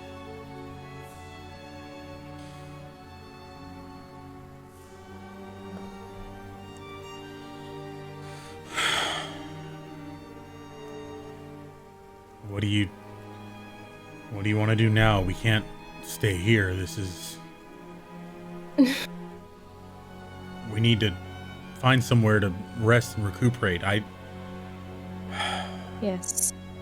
An inn. And then we need answers. This Strahd fellow sent a letter to the Durst denouncing whatever he was doing, so maybe he might have answers about what's going on in this house. Or we find that windmill that we now have the documents of. Our new home. New home. Something. Or we turn back around. We go home. That For all three forest of you. was full of wolves. For all three of you, other than your equipment that you've found back, give me a brief rundown of what you took from the house. Other than your equipment, like, that's fine. Okay. So I took the letter from Strahd to Durst, as well have it, right? as the deed to the windmill and the deed to the house. I also took the special items that I got from that adventurer's chest, which included a bullseye's lamp, my cloak of protection, and I used to have a sword, but I no longer have it. I also have a pouch with money in it, eye patch. I forgot about the eye patch. Yes. Yeah, with the gemstone in it. I love it. That's lovely. Yeah. All right. I kind of just flicked that up. That's not on over my face. John and Cassario, what else, like, other than your equipment, what else did you take with you? Cassario, you can go ahead. I think I just have my mother's journal and my equipment. I don't think I have anything else. I thought so too, but I wanted to make sure. Yeah. I lost 5 javelins, but I didn't gain anything. Didn't you? Don't you Fair have the Explorer's Guide Oh. to Barovia or Tourist Guide to Barovia? 101 places to. Oh, And that's also- right. I still have that book, the 101 places to check out in Barovia. So, Karla, talking about the deed to the windmill and whatnot, do you take it out of your pack to look at it, or are you just talking about it? I'm going to just talk about it. I wouldn't go Alright. looking for it. Then that is fine. Yeah. We'll find out whether or not we have it, but yes. Okay. I guess I'm gonna straighten up and look around and see if there's anyone else in this town. Like, look at the other buildings. You do notice that it's completely empty around you. The house that you just came out of that looked like it was ablaze and ready to crash down is standing as if it was standing when you came into it. But other than that, there are some lights towards the town. You're on the outskirts right now. Within 5 minutes, you should be in the center. And that is towards the west. Karla, do you have any tools or anything? Do you know what it would take to make a sign? Oh, I've got parchment. Oh. Oh, yes, we can leave a sign to tell people not to come in here. this. Oh, John, that's the best thing you've done all day. Okay, turn around. And I'm going to have him, turn around and, squat down a little bit. And I'm going to take out a parchment and my quill. And I'm going to, use his back as, a stand to write, "Evil house, do not enter. Don't trust the children. Beware of children. They're liars. They're the monsters." And I'm going to, I'm going to take a little bit of twine. No, I'm going to rip a little bit of my shirt, just a little bit, to take a bit of twine and wrap it around a fence post or anything nearby that would stay on. Sure. The entrance to the mansion has a wrought iron fence around it, so you can wrap it around that. Yes, and I kind of tie it, and I'm okay. So now anyone that goes in there, it's their own fault, not ours. But in overall, there are 2 options here. Your mother went missing, and you said that she has connections to this place. If we continue exploring, we might find her or find more about her past. We could find the mysteries left behind by this house. Or we can play it safe and head back to Neverwinter. We have our equipment, we could probably take on some wolves now. In our current state, I think we should at least find somewhere safe to bed down for the night. I don't think I could go through the forest like this. Inn, maybe? Tavern. Hey, look, there's a house right there we could go. Yeah, I don't particularly It's no fancy longer staying burning, there at least from anymore. the outside, you know. And our What do you friend Hedgeman the Trimmer is probably downstairs by now. Okay. He's just gonna look around. Does it anywhere look like an inn or any kind of tavern or anywhere that's public, or is it all? If you look down houses? the road, it is a small village, but you see a couple of larger buildings, one of which you would assess from where you're standing right now might just be an inn. I guess I'll look to the both of them and start walking towards it. Let's go. You follow it? Yeah. All right. You follow him towards the center of this village. And as you approach the center of this village, we will have to see what you will find there next week. As this time, holy shit, time goes fast. Sure does. Dude. Exciting. Great. Rough. Woof. Yeah. Okay, we're alive. We're Yeah. alive. We're alive! Death We house. made it to You did- this. We're alive. Yeah, you didn't die for now. Oh, I actually did die, but I'm back. Well, yeah. Of course. Hey, I did that You 3 did go times. as down. well. Yeah. That was So rough. next week will be next week will be more of this. Well, less of the death house and more of where will he go to now? You got a village to explore and see what comes of that. But A nap to take. and a nap to take, definitely. But you got your equipment back, so there's that. There's that. Any personal character growth within us? Yeah. Emotional damage. Emotional damage. John hasn't forgotten the angel wings or the wings that he saw. That was something Oh my pretty god! old. What a fucking epic moment, followed by the worst. Like, whoa. So perfect. Angel wings. It wasn't technically Ooh. a critical fail, but I feel like that would go great on the Instagram. Oh yeah. Just Dude. you sprout your magical wings and attempt to take flight from the first banister. time, You I cough and you lift up fall. off the ground. Yep, we're gonna make that into a natural one, just for the funsies. Ah, hell. All right. Ah, hell. For those Well, of you that hell. are, for those of you that are currently watching us on Twitch, thank you so much for being here. Thank you so much for chatting along with us and having fun. It was absolutely amazing to see you guys interact. For those of you that are watching us on YouTube, thank you so much for watching us on YouTube, and we hope to see you again next week. Feel free to come to us on Twitch, and if you don't have the time for that, then feel free to watch us next week again on YouTube. Same time, same place. Yeah. Anything else that we have to add? I don't think we do. Right? I think we're looking into how to turn these into a podcast for anyone who is on the go and would like to listen along. And we've got a couple other plans that we're working on, and we'll have more information shortly. Absolutely. Yeah, and I think if you guys have any questions for us, like backstory questions or like, I don't know, questions about the stream, whatever, we are eventually soon, right, going to do like a Q&A situation. So Yeah. Maybe you a can little either podcast. toss us in our Discord, or you can hashtag the Gilded Flask with any of your questions on like Twitter or Insta or wherever. Yep, I think But if we're you want to chat with us on Discord, yeah, just drop us a line. Ask like whatever you want to ask. We're usually responding to it. We are responding to it. So feel free to join our Discord, and we'd love to chat with you. Yeah.